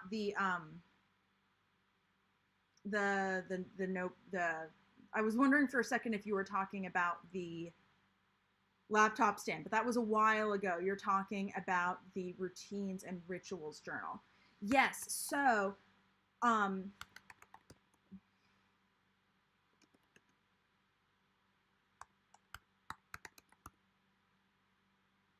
apparently I can't type and talk at the same time, because I was sent the first back to school box, and neither myself or anybody in my family is really going back to school. I guess technically my sister is, but she's at the very end of grad school, so it doesn't really count. Anyway, I got the impression there were going to be a lot of repeat items from the first back to school box, and I felt like it would be better to let another affiliate get that particular item for PR, both so that it was not a complete repeat for me, and also so that hopefully, you know, it would go to someone who, you know, could use it and love it and all that good stuff. Yeah, I do like, I could give, ooh, thank you, Ackman. They do have a daily routine notepad, $10 for 25 pages. I think this is a little different, what we're talking about, because the other one, it sounds like you were talking about a journal. But let us know how similar this is to what you saw in other reviews, because I have not seen those. I apparently am not good at keeping up on other people's reviews and routine, or you know, reviews. Okay, so here is, I wouldn't go so far as to say a deep dark secret of TEF, but I have a tendency to get jealous of other people, specifically when they're creating content that I wish I could create or would like to create, or like something that I wish I had created and then didn't because I couldn't focus or I didn't get around to it, like whatever the thing. Anyway, jealousy can be one of my vices. Not vices, pitfalls, you get the idea. So I have started avoiding things that help, that make me fall, that I know will often make me fall into that jealousy trap, because I know that that is a negative spiral and does not do anyone any good. And one of the things for that is watching like other affiliates reviews and things like that. Sometimes even watching Plan With Me's by other people, which is terrible. I completely understand. Because I also agree and like definitely think that there is enough room for everybody in like the social media space, or, you know, even like on Etsy, because I sell stickers on Etsy. Like I have no problem with like giving away all my secrets to other stickers creators, as Leah knows. But sometimes the jealousy bug comes up, and so anyway, I often do not watch other people's planner related videos or unboxings, specifically to hopefully keep myself out of that mental space, which unfortunately also means that I'm not always up on what's being said through the grapevine and planner world like everybody else is. So thank you for keeping me up to date. I appreciate it. Shakira, hello. I'm sorry you didn't get the notification. YouTube, I don't know what's going on with it. I haven't gotten enough reports to think that it's like broken completely, but who knows? I don't know. I guess make sure that you're subscribed and the notification bell is rung, and that your phone somehow isn't blocking the notification. Beyond that, I don't really know what to tell you. I'm sorry. Okay, Leah, I definitely like feel heard that you're saying like the jealousy envy bug can be bad sometimes. I think part of it might like have to do with ADHD, because when you have ADHD, you tend to have a lot of rejection sensitivity, even if it's like your own perceived rejection in your head, or like, sorry, my nose is itching really bad right now. Or like you're making up the rejection yourself, or sometimes it's like, oh, I'm a really small channel on YouTube, and that person's getting thousands of views on their planner related video, and therefore I feel rejected, even though they're in a completely different place in their YouTube journey, and like I know this logically, but like my, I don't know, reptile brain, whatever you want to call it, does not understand. Like, the part of my brain that does emotion doesn't always do logic, and so I have to counteract said non-logic by just staying away from things. So I really do appreciate when you guys tell me what's going on with these things. I mean, I know I am a small creator, so maybe this isn't applicable, but maybe I should start like I was going to say like a tip line. That makes it sound a lot more official than it would be. But like a place that you could like, hey, I saw this, like, let me know about shit that's going on. Or being like, hey, you know, like, this new thing's coming out. Did you know about that? Like, can you look into this? Different stuff like that. That might be kind of cool, and that might be a cool way for you guys to interact. Shakira, do not be sorry. Like, you never have to apologize for being late. Life, I mean, for whatever reason, is unpredictable. Or, you know, you're not in your normal routine because you are on vacation or whatever. Or, you know, you just can't make it one week. Like, I get it. Never apologize to me for being late unless we had like specifically arranged ahead of time that we were gonna like, you know, talk about something during the live stream. But I completely understand for people that, you know, don't watch live and watch the replay or whatever for whatever reason. So yeah, no need to apologize for being late whatsoever. I am very happy that you are here because I love seeing you in the chat. But yeah, never apologize for being late or not being able to make it because life happens. Akman, I just have a very good point. Put it in your Erin Condren planner. You'll be sure to remember. Leah, you're talking about the rejection sensitivity disorder bug. Even when it doesn't make sense, it is a real problem. Yes, I completely agree. If you don't have ADHD or experience rejection sensitivity disorder, it can be very hard to explain because it's not always logical.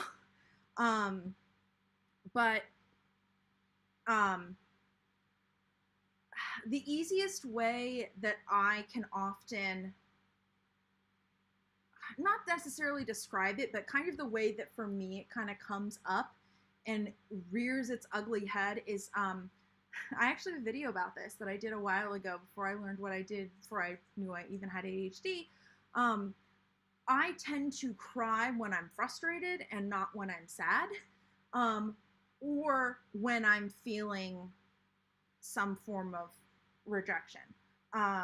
Like, usually to me, I will read that in my brain / body / mind as frustration. And one of the things with ADHD that like comes along with it is that it can be hard for us to necessarily control our emotions as much as people that don't have ADHD and don't deal with these sorts of things. I'm being very general, by the way. Do want to give that disclaimer. So it can be very hard anyway to like, it definitely ended up getting me in some like embarrassing professional situations. Like, you know, someone, you know, boss is giving me some like, I mean, not great news, but like, you know, here's a review of your work or whatever it is, like, you know, normal work feedback, I guess is what it would fall into. And, you know, I burst out crying. I'm like, I'm so sorry. Like, it's a reflex. I can't control it. And then of course that makes them like, you know, awkward, and that, you know, it's like, it's not you. It's a situation, but I understand, like, anyway, it's very awkward, and it definitely is something that to some extent, when I can avoid those situations that I know will often bring that feeling up, I try to. I can't think of any specific instances where it like, besides maybe not being up on the latest planner gossip where it bites me in the ass, but for the most part, it doesn't really have a huge impact in avoiding the situations where I know that sort of thing might come up. I'm not great at confrontation in general, but that's, I mean, a lot of people aren't like that. I mean, for me, it probably has something to do with the ADHD and the RSD, but it isn't necessarily like that's not the only reason why people are bad at confrontation. That just happens to be part of the reason I am. That makes sense.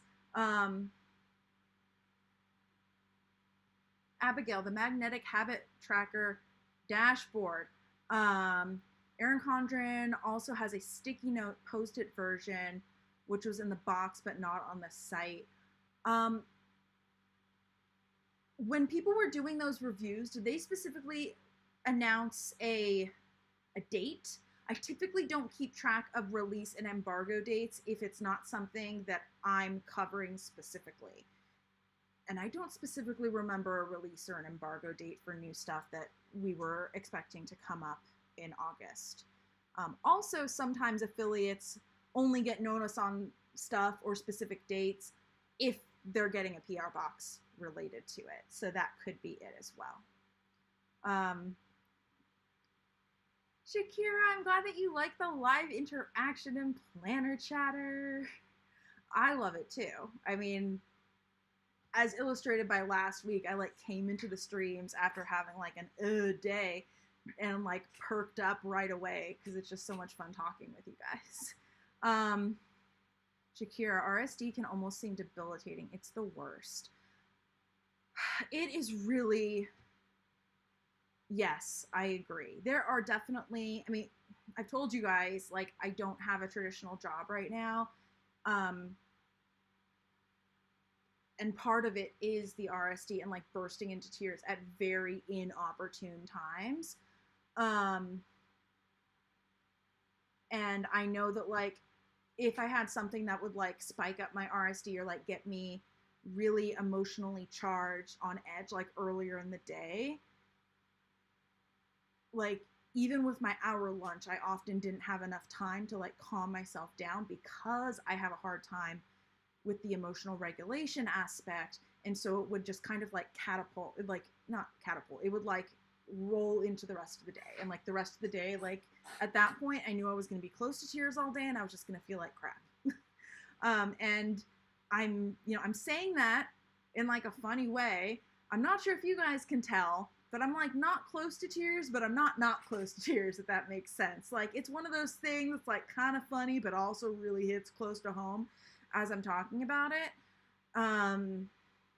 So yeah, really glad I don't have to deal with those situations anymore. But what I will say is that maybe a week or two ago, I had a meeting with my brother who was giving me some advice for my business, and he had to deliver some pretty harsh truths. And I did break out crying, and I had to like explain to him that's like, I'm so sorry, like this is a reflex, like it's like a frustration thing. And anyway, it was very awkward, and we were having that meeting in a public place, which made it more awkward. So I am glad I'm not the only one. Abigail, I'm so sorry that we didn't get any dates. Hopefully we will soon.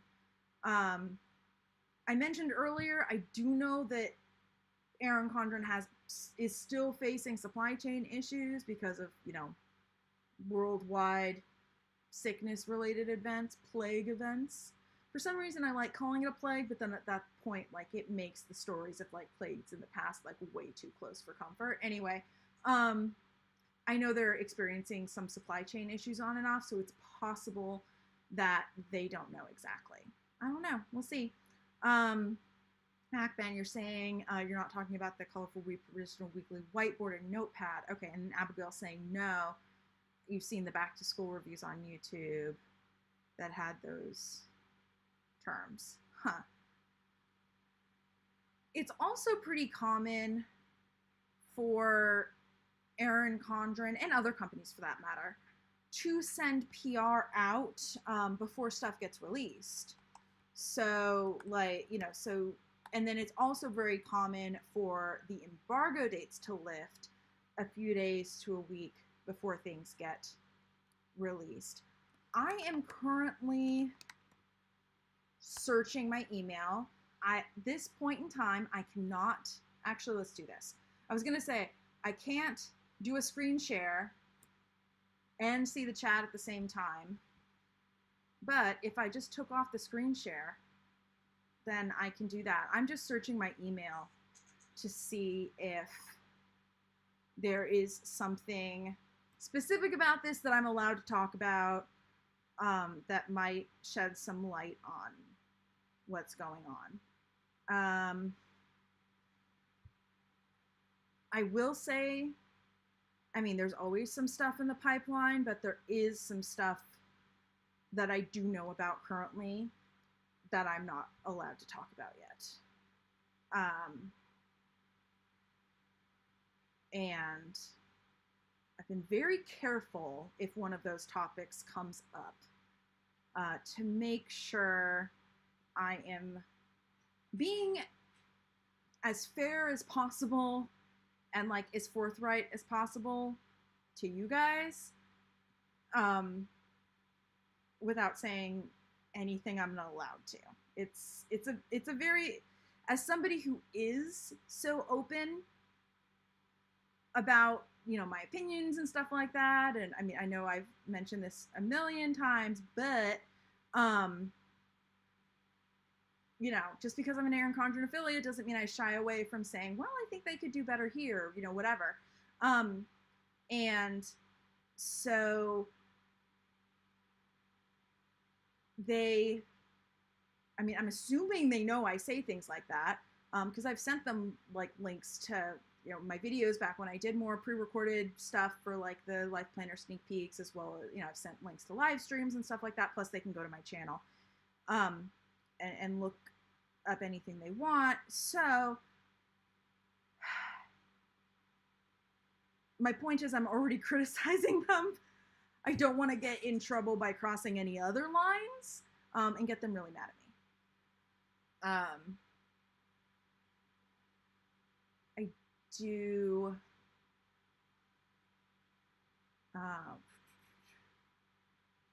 Plus, I mean, it just makes sense, like, follow the rules. I've always been a fairly, maybe not a fairly rule-abiding person. I've always been, I just realized that Erin Condren put in the thing that went out to affiliates at the beginning of July. They were talking about the Planner Day and the sale that they had on Planner Day, and I like must have skimmed over it and completely forgotten about it, because I was like, Planner Day, they announced that, and I completely forgot about it. But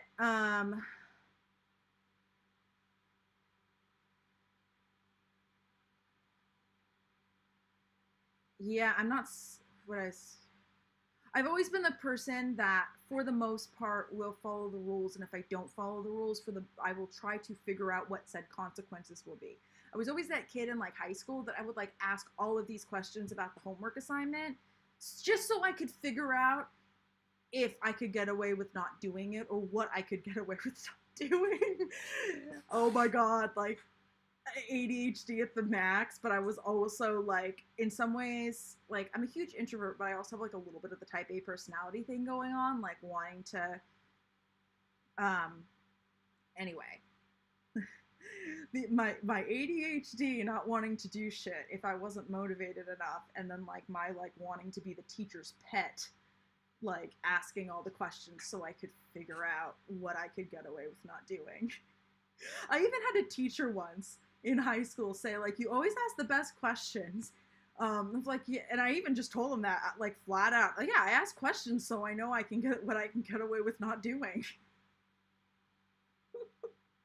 When it was raining, my group of friends would often eat lunch in his classroom. When it was nice, we'd eat outside, because the cafeteria, it was like one of those like combination like cafeteria theater things. Anyway, it was always very crowded. So we either ate outside, or if it was raining, we'd eat in his room. Also, he had a microwave, and it was very hard to get one in the main part of the cafeteria. I went to a small arts high school, by the way, so it's very much not your typical high school experience. Anyway, my point is, I knew that teacher fairly well, even if I didn't get the best grades in his class. I was always passing, but like in a lot of my other classes, I could get A's or B's without much of a problem, without having to try. which is part of the reason why my ADHD was diagnosed so late. And anyway, his class was not one of those classes. His class was also an AP class. It was, again, very small school. Every junior and senior had to take AP Lit. You didn't have to take the test, but you had to take the class because that's all they offered. In theory, maybe you could like do community college instead, but who knows? Anyway, I'm not seeing anything about the additional releases. It looks like it just saying like when the affiliate, when the thing went out for the second back to school box, it was just, you know, we're sending out another round of back to school boxes with even more new releases. So nothing that is important as far as dates and whatnot go. Let me go ahead and catch up on the chat.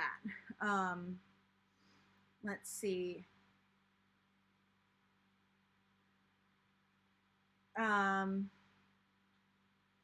Okay, so there was some talk about like where this thing was. Was it in the seasonal surprise box? No, it wasn't. It was the back to school unboxing. It might just be a case of it hasn't been released yet and they haven't communicated when it will be released yet. Yeah. Yay, Leah, for finishing your work for the day. Yeah, the teacher's pet and ADHD is a fun mood. It's usually not well, okay, in high school it was not an issue for the most part because, again, there's actually a term for this. I think it's called like twice exceptional or something like that. Like, I legitimately think had I been in elementary school, I would have been in the talented and gifted program. Definitely had I not had ADHD, but even with the ADHD, maybe I would have made it in. Like, it's one of those things that like my like sheer intellect and like love of learning could keep up with it for a while and could counteract it.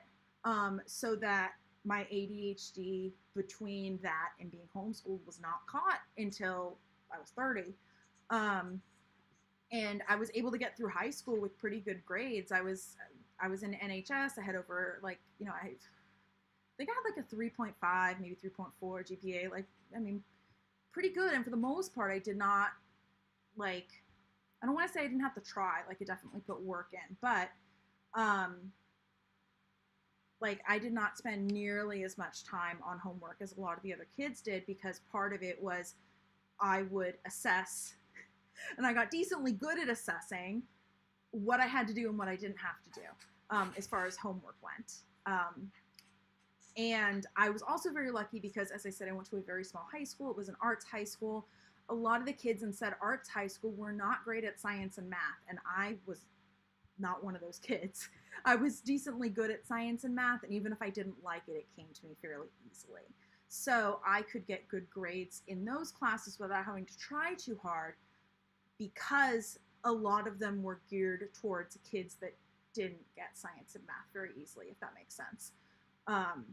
And because the teachers were used to having to be like super engaging for people that hated it, because a lot of people that are really into various forms of art do not like science and math. I think I've mentioned this before, but I basically forced one of my math teachers to change her grading rubric because she figured out that I managed to get like, it was embarrassing, not embarrassing for me, embarrassing for her. I got like a 96 or a 98% without doing any homework in the class. And when she figured that out, she's like, oh, I have to change that. But again, like, this is what happens when you're taking like a geometry class or an algebra 2 class geared towards kids that don't really like math and are not good at it. And because that is something that I was, you know, decently good at, I was able to take advantage of that. Whereas, funny thing, like in an art school, like the places I struggled were more like the English and the lit stuff because of all the reading we had to do. And I found the books boring and I couldn't make up for it by like completely by just paying attention in class like I could with the math for the most part. Because a lot of the math, you know, the homework there is often just practice. Whereas like, I mean, you can read Cliff Notes and you can get a good gist of what's going on by just what's going on in class. But oh man, was I like so lost so many times in like lit and whatnot. And it was interesting. And then when I got to college, you know, I go from like always considering myself like a good student, like, you know, 3.4, 3.5 GPA, and I like go like down to like, you know, trying to, like, struggling to get even above a 3-point GPA, and I like did not have the discipline for like the for a lot of the homework, and it was a mess. In hindsight, that's like, I mean, it would have been nice to have that in high school because I would have done even better than I did, but in college, it would have been nice to have. I'm not sure exactly what accommodations I would have gotten or asked for, but yeah.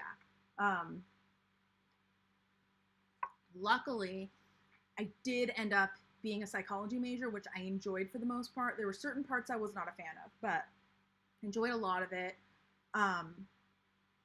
And so by the time I was in my senior year, luckily, because I was very interested in it, I didn't have too much of a hard time like studying like I did other stuff, or I figured out how to do the reading. For instance, like if there was a textbook we had to read, I usually didn't read the textbook. I figured out that there were a lot of key terms in the side, like in the margins, and I figured out that for me, if I made those key terms into flashcards and learned the key terms very well, I didn't have to do the rest of the reading. And so because I could pick up and put down the flashcards a lot, or I could make them while I was watching something else, that worked a lot better for my brain. I even had one class that I like did almost none of the reading for, but luckily we watched a fair number of documentaries, and by a fair number, I mean like 5 or 6 throughout the quarter, in class. And by rewatching all of those documentaries, I thought like, oh, I wasn't able to focus and like, you know, to really study. And then I end up acing the final because I rewatched all of those documentaries. And because that format is a format that I learn well with, I was able to retain all of that information while not feeling like I was studying. Plus, as I said, I was just kind of interested in a lot of the other stuff. I did also work in one of the psych labs. So yeah, that I was actually interested in that. But for me, part of it was like, I felt like it was expected for me to go through college. So I didn't, to some extent, didn't feel like I had a choice. Like, you know, you graduate high school and then you go to college. Like, it was just kind of an extension, like a non-negotiable, I guess, in some ways. So it wasn't, yeah, it just wasn't an option to me in my brain. It's like, yeah, that's what you do. So, even though a lot of times, I mean, I definitely have memories of trying to do homework, and it felt like trying to get this work done, specifically when I tried to sit down to do it early, like felt like I was having to like metaphorically bang my head against the desk to try to bully it into focusing on said homework or reading or writing a paper, whatever it was. I felt like overall I didn't have a choice. So yeah, that's how I got through college. Yeah, I started out as an art major. That didn't work out. During that time that it didn't work out, I was taking a psych class as one of my prereqs, or my, not prereqs, but like general ed classes. And oh my, every day after class, I'd call my mom up and I'd be, oh my God, guess what I learned today? This was before we had smartphones, by the way. I think like the new Apple iPhone was just coming out like the year after this. So anyway, yeah, I'd like call my mom every day. Guess what I learned in class today? And so when the art thing did not work out, I decided, I was looking at a few different things and I ended up deciding on psychology. And I'm pretty glad I did that. It was very interesting. And honestly, I'm not sure what I would do with a graduate psych degree, but if I could go to graduate school to study psychology without going into debt, I'd do it just for funsies. But yeah, well, okay, I won't say I would definitely do it now just for funsies. I would have done it back then in a flash just for funsies. That also could have been the, oh no, I have to be an adult now. And that's terrifying. So maybe there was that too. Who knows? Yay, college. But yeah, I finally figured out what I was doing by my senior year and kind of got a grasp on it. And by then I was taking classes that I liked for the most part. So they were easier to do. And I also, as I said, I kind of figured out after a while, like how to study and what was useful for my brain. And I have to say that I had one teacher, I know we're like way off topic. That's always what happens here. I had one biology teacher. I actually took her class twice. Different, it was like a 100 series. So I took, I think it was Bio 102 and Bio 103. But you didn't have to take them sequentially. Anyway, it was like the biggest lecture hall they had on campus. And man, this woman, when she lectured, it was like a performance. Like, she was entertaining and highly educational at the same time. Anyway, the first time I had to take these two classes. I had to take 2 of the 3 like basic bio classes for my major. So I think I took Bio 103 first. And oh man, I almost failed that class. One of the very few classes I almost failed. In my brain, like a C is kind of like half failing anyway.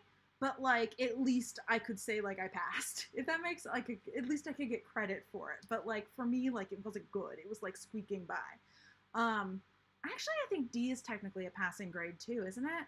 In my high school, it wasn't. Again, weird high school. In my high school, anything below a C was failing. You had to repeat it. D was not a passing grade. Anyway, is D a passing grade? Now I'm just confused. Anyway, okay, Leah, depends on the school for D. Okay, I'm pretty sure D was a passing grade in at least the high school I went to. But at my, D was passing at the college/university I went to, was very much not at the high school I went to. It was, your grades were A, B, C, and then we actually didn't have D and F, we had K. And K stood for contract because C was a passing grade. And basically, if, okay, in theory, if you didn't pass a class, you got kicked out. I say in theory because I know of at least 2 people that didn't pass a class and didn't get kicked out. But that was the threat. Is that to stay in this arts magnet school, you had to pass everything with at least a C. Okay, so back to bio in college. So lectures, so darn entertaining. Loved those lectures. That was the absolutely only, like 9 a.m., it was 8 a.m., 9 a.m., it was a 9 a.m. class, and most of my 9 a.m. classes, I did not have a problem. I had a little, like, I didn't get too late, but I didn't like it. That one, no problem. Loved that class.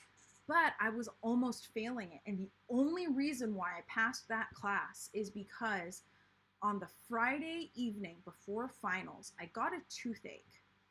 And I ended up having to get an emergency root canal on Tuesday.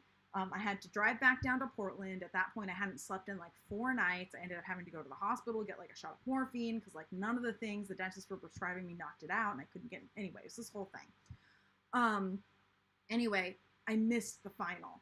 And because this was a huge lecture call with multiple sections, they couldn't keep students from walking out with the test paper. So anybody taking a makeup test like me, for a legitimate medical reason, had to take a different test. And the makeup test was short answer, and the original test was multiple choice. Makes sense. When you have hundreds of students taking it, you want to be able to feed the Scantron through the machine, right?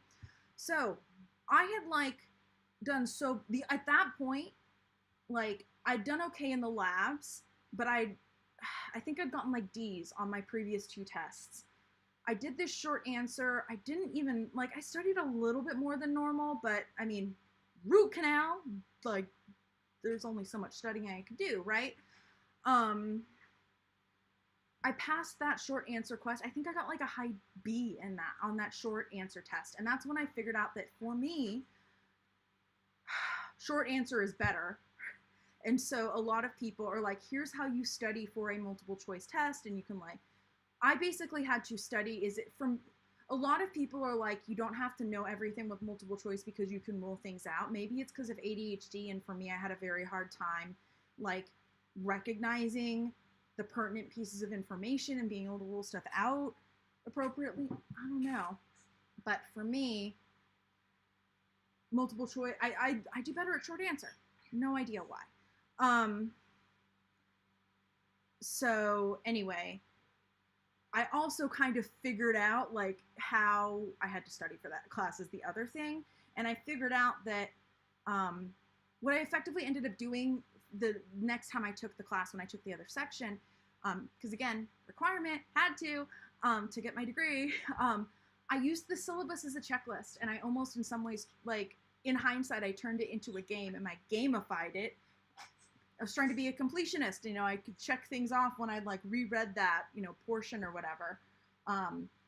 Because that particular teacher didn't give like a study guide. It's like, answer these questions to be prepared for the test. It was like, your syllabus is your study guide. Like go read all the readings. So I actually didn't read the readings as we were going through the class. I just read them in preparation for the final.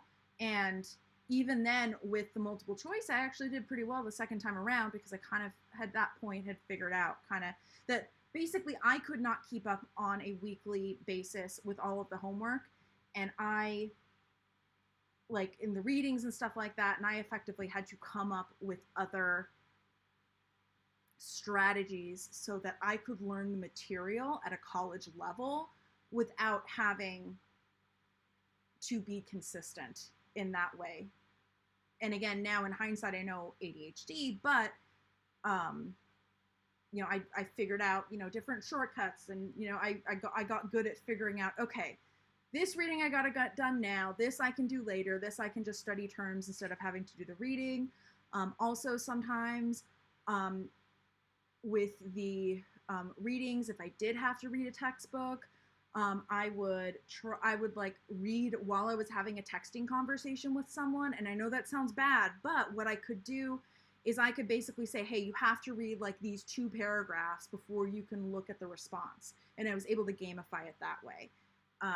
So yeah, different things like that.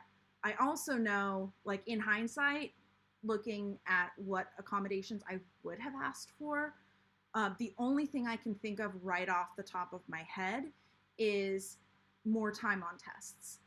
Because I was always one of the last people to finish my test. And sometimes I wouldn't finish it. I think I usually finished it within the time period. And if I didn't, like I wasn't the last one in the room, like there were other people that didn't too. But it was always very stressful for me to be one of the last people to finish the test because I wasn't sure if I was going to be able to finish it. So not having that time restriction would have been great. I can't think of anything else though, because I know, for example, like had I managed to get like recorded lectures or something like that, that I would not have been able to pay attention to listening to them, or even textbooks like in recorded books. I tried that in high school. I've been listening to audiobooks for like fun since I was a kid. We're talking like legitimately like 7, 8 years old here, but I've tried listening to books for required reading, and if I'm not actively interested in it, I zone out, and I can listen to the same 10 minutes 5 times and not get it. I figured this out with the Iliad in high school.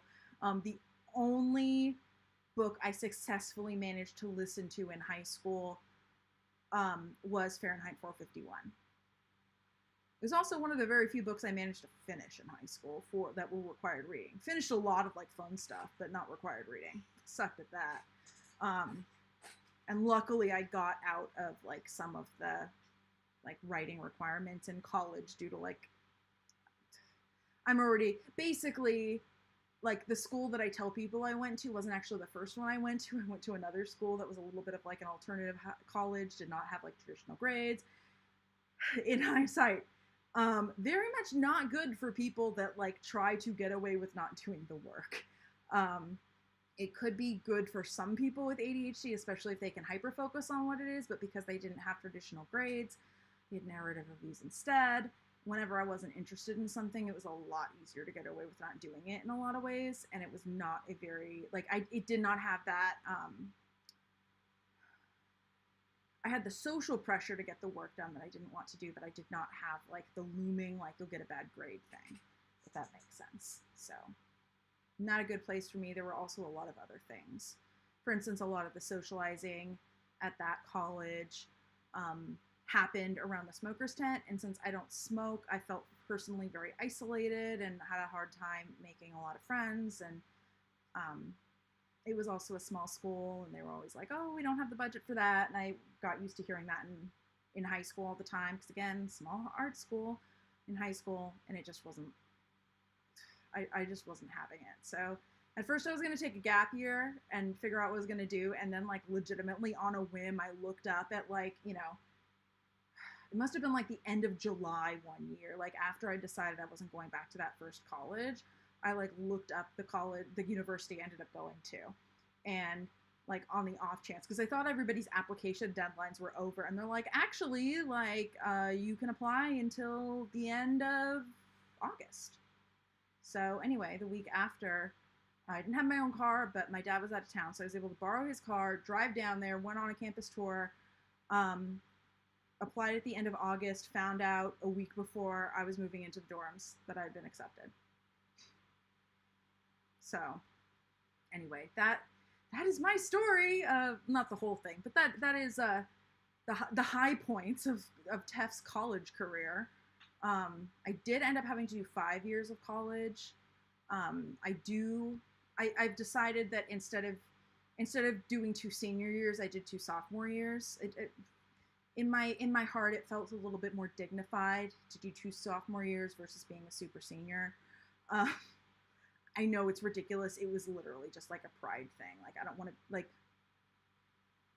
not like, you know, like I didn't want the stigma of like being a super senior, I guess, or like a second year senior. But it was very nice that because I have more credits than a lot of the people at like my place in the programs that I was going to, I did get to register for classes sooner. So I got to get into some stuff that other people in like with, you know, that were graduating at the same time as me couldn't, because they did enrollment. Basically, the more credits you had, the earlier you could choose your classes. It was their way of like making sure that like the seniors could get into their classes. And also, stupidly enough, athletes also got like preferential treatment. My school was a big sports school, my university, even though I'm not a big sports person at all. Was not back then. But what I will say is that sports brought in a lot of money to that school, and their gym, like fitness center, was beautiful. And I have not been to any other place as nice as that. Like, it did definitely spoiled me. Okay, we are not going to talk about Teph's university/college experience anymore. Oh, I've been streaming over 2 hours. And nobody's commenting in the chat, which means either nobody's here or nobody has anything that they have to say. I mean, either way, I mean, I guess if people are here and they just don't have anything to say, then at least I'm being entertaining that they haven't clicked off. I can see that there are not very many people here. Like 3 max. It's weird. Like YouTube has 2 different places where I can see current viewers, and they're saying different numbers currently. So I think at this point, since I have been streaming for over 2 hours, and I'm definitely not talking about planners anymore, and people have not been commenting very much on what is going on, and I've run out of things to say myself, I think it's going to be time to go. I'm trying to like delay a little bit because I know there is a little bit of a lag between what I say, and if anybody has anything like last minute that they want to say, before I go, I do want to give them a chance. Ackman, interesting. You saw the Harry Potter color changing pens. Got some to see how they match the Erin Condren ones. Where did you get the Harry Potter color changing pens from? I have to say, Harry Potter color changing pens does seem very on brand for Harry Potter. You know, magic or whatever.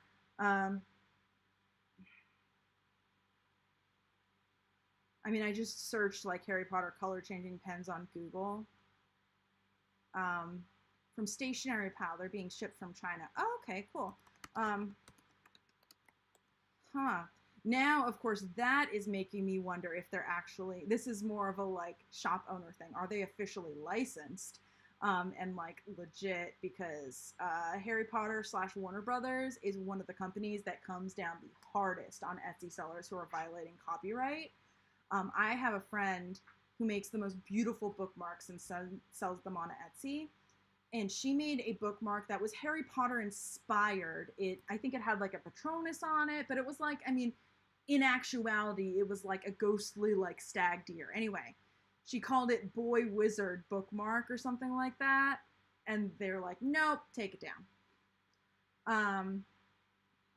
Harry Potter limited edition double-sided color changing highlighter set of 6. How often have you shopped at Stationery Pal? Are they legit? I don't know. $4 to $5.20, so $4 worth of shop. Yeah, that's not too bad. Now I want to check these out. Here, let me go back on my screen share so you guys can see what I am seeing. I'm on the Stationery Pal website right now, by the way. I know you guys can't see my thing, but I am, I swear. So I was just gonna search Harry Potter, see what comes up. Oh my God, yes, the mouse. You're right, Shakira. It can be really annoying on Etsy. I will say it seems that Etsy has finally gotten the idea that when people, like, apparently, I just read this earlier today, sellers can use like wizard school or just like wizard or something like that, like as a keyword, like in their Etsy listings. And Etsy has figured out that when people search Harry Potter, they should bring that up in search. I'm like, oh my God, that's glorious. Because Harry Potter is still one of the most searched terms on Etsy overall. It has been for like the past few years.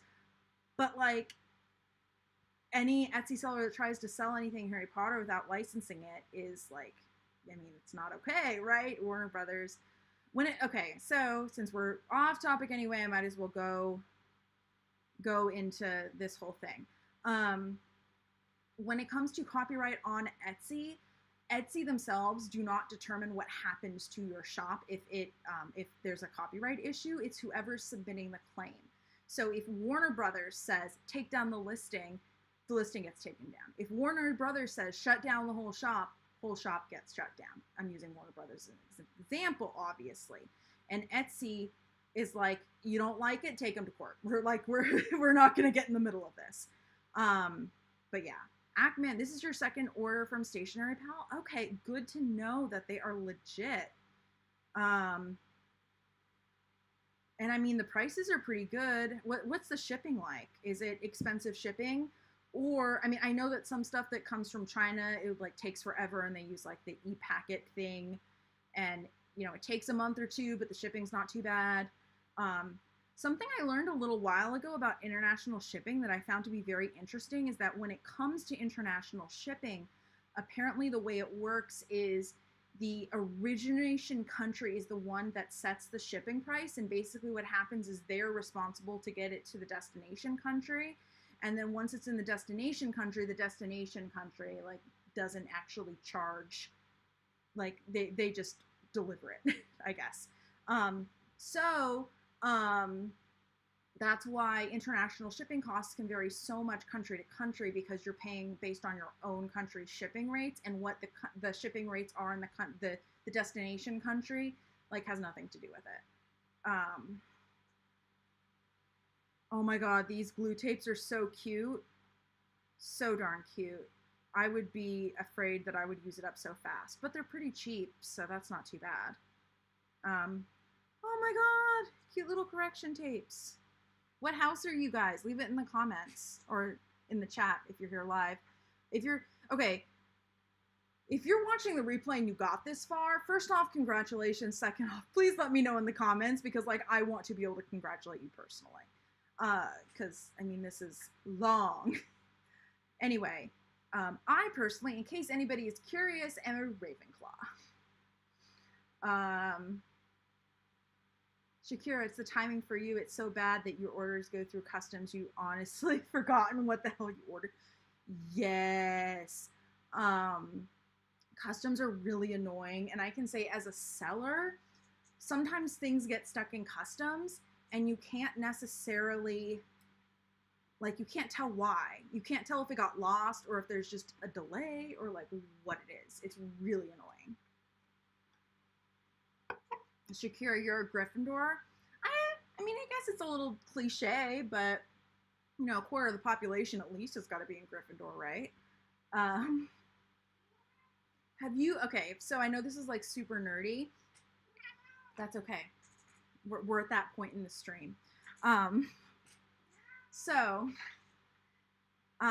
College Humor's streaming platform, Dropout,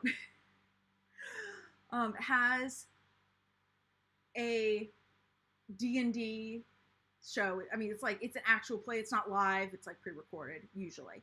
In any way, there was one like spin-off season sort of where they brought in a guest DM, like Dungeon Master, to run the game. And so the whole premise, it's called Misfits and Magic, and I think you can watch at least the first episode on YouTube, by the way. It's very much based on Harry Potter, but they change things like just enough so they don't get copyright infringed. And it's so funny, like the way they make fun of everything. And so the idea is there's like essentially 4 like random American kids. Like the premise is 4 random, not kids, they're like kind of teens, you know, I think they're teens. Anyway, it doesn't matter. They find out at like age 16 that they've gotten into like a British wizarding school, and they're like plunked in like 6th year basically. Like no, like different country, like anyway. It is not my favorite Dimension 20 season, I will say that, but it made me think of it because when we brought up the houses, they all have different names, but in that thing, there's 4 houses, just like in Harry Potter, and so there's like the 3 that are equivalent to Gryffindor, Ravenclaw, and Slytherin, and then there's Hufflepuff, and like 3/4 to 90% of the students are in Hufflepuff, and the other 3 are like super selective. So you have like all these kids in Hufflepuff or Hufflepuff equivalent, and then everybody else. Anyway, if you guys do like D&D, or even if you just want to watch a D&D game, you don't even have to know what is really going on in the first place, because they don't explain like specifically the rules, but you'll pick up enough as you're going to at least understand what's going on, like mechanics wise. But it's it's kind of like a improv, like collaborative story where you have like rolls of the dice deciding things, and it is the comedians that they have on there are just like so amazing. I introduced Leah to Dimension 20. Fantasy High is my favorite. I mean, it's the first one I watched, but there's 2 seasons of Fantasy High, absolutely amazing. Season 1 is available on YouTube, by the way, if you do want to watch that for free. And so yeah, if you're a nerd or if you want to give it a shot, highly recommend. Everybody is absolutely hilarious. And if you have watched oh my goodness, I want to say Comedy Central, that's not it, College Humor in the past, you will probably recognize a good deal of the cast, a big handful of the cast. I think they're kind of like older College Humor cast, but yeah, only one that I can think of off the top I never saw in any College Humor skits. But yeah, Leah, you're at the start of episode 4. Just wait until you get to season 2. Oh man, like as good as season 1 is, like a lot of times like season 2 is like worse than season 1. Season 2's better. Season 2's way better. So yeah, there are also some newer things from Dimension 20. So Dimension 20 is their D&D actual play show, and then they have like different things, and so like most of the seasons are standalone, but there are a couple that have gotten sequels. So Fantasy High got a sequel. There's another one. It's set in New York, and I'm blanking on what the name is, but that one got a sequel as well. I think those are the only ones that got a sequel. And then Fantasy High's gotten a couple of spin-offs as well. So yeah, I'm like hoping they come out with Fantasy High Junior Year, because it's going to be even more hilarious and like heart-wrenching and amazing. And like, let me tell you, like, we're talking like 10 to 20 like hour to 2 hour long episodes in like the main seasons. The small seasons, they're called like side quests, and they're usually like 4 to 6 episodes. But my point is, like, we're talking hours of content here. This is not something quick that you can just get through. Anyway, back to what we're actually looking at, which is the Harry Potter stationery. Here we're talking, here's what we're looking at. Here's what I was looking for. Okay. Those are cute. Of course, I don't use all the pens I currently have, so I probably shouldn't buy more. But yeah. So you have the badger, eagle, lion, Hogwarts, snake, Hogwarts crest. Very cute. And then how does the color changing work on these? It did say they were color changing. Yeah. So those are the colors. Oh, I see, I see. So the other side is the color changing pen, and it has the color that it changes into. That makes sense. Very, very cool. Ugh, but I shouldn't spend my money on even more stationery stuff, because I tend to like get set in my ways and like use a very small amount of what I even have. So I don't need more. Tef, you do not need more. Oh, but it's so pretty. I love how these look like potion flasks. Oh. Yeah, these are definitely pretty good prices too, you know, in the grand scheme of things, if anybody's interested in it. Very, very cool. Okay, everybody. I think I am going to go. Oh, I was going to say, if no one has anything else to say, I'm going to go. And then someone put something. Shakira, stationery can kill a grocery budget. Oh my goodness. True. So true. Okay, now I am really going to go. Thank you guys so much for watching. I really do appreciate you. If you have not already, please hit the like. It really helps me out. And if you want to join me for more streams, I'm currently streaming Mondays and Thursdays at 4 p.m. Pacific. That might change soonish. Not sure exactly when. We shall see. I shall see you next time. Bye!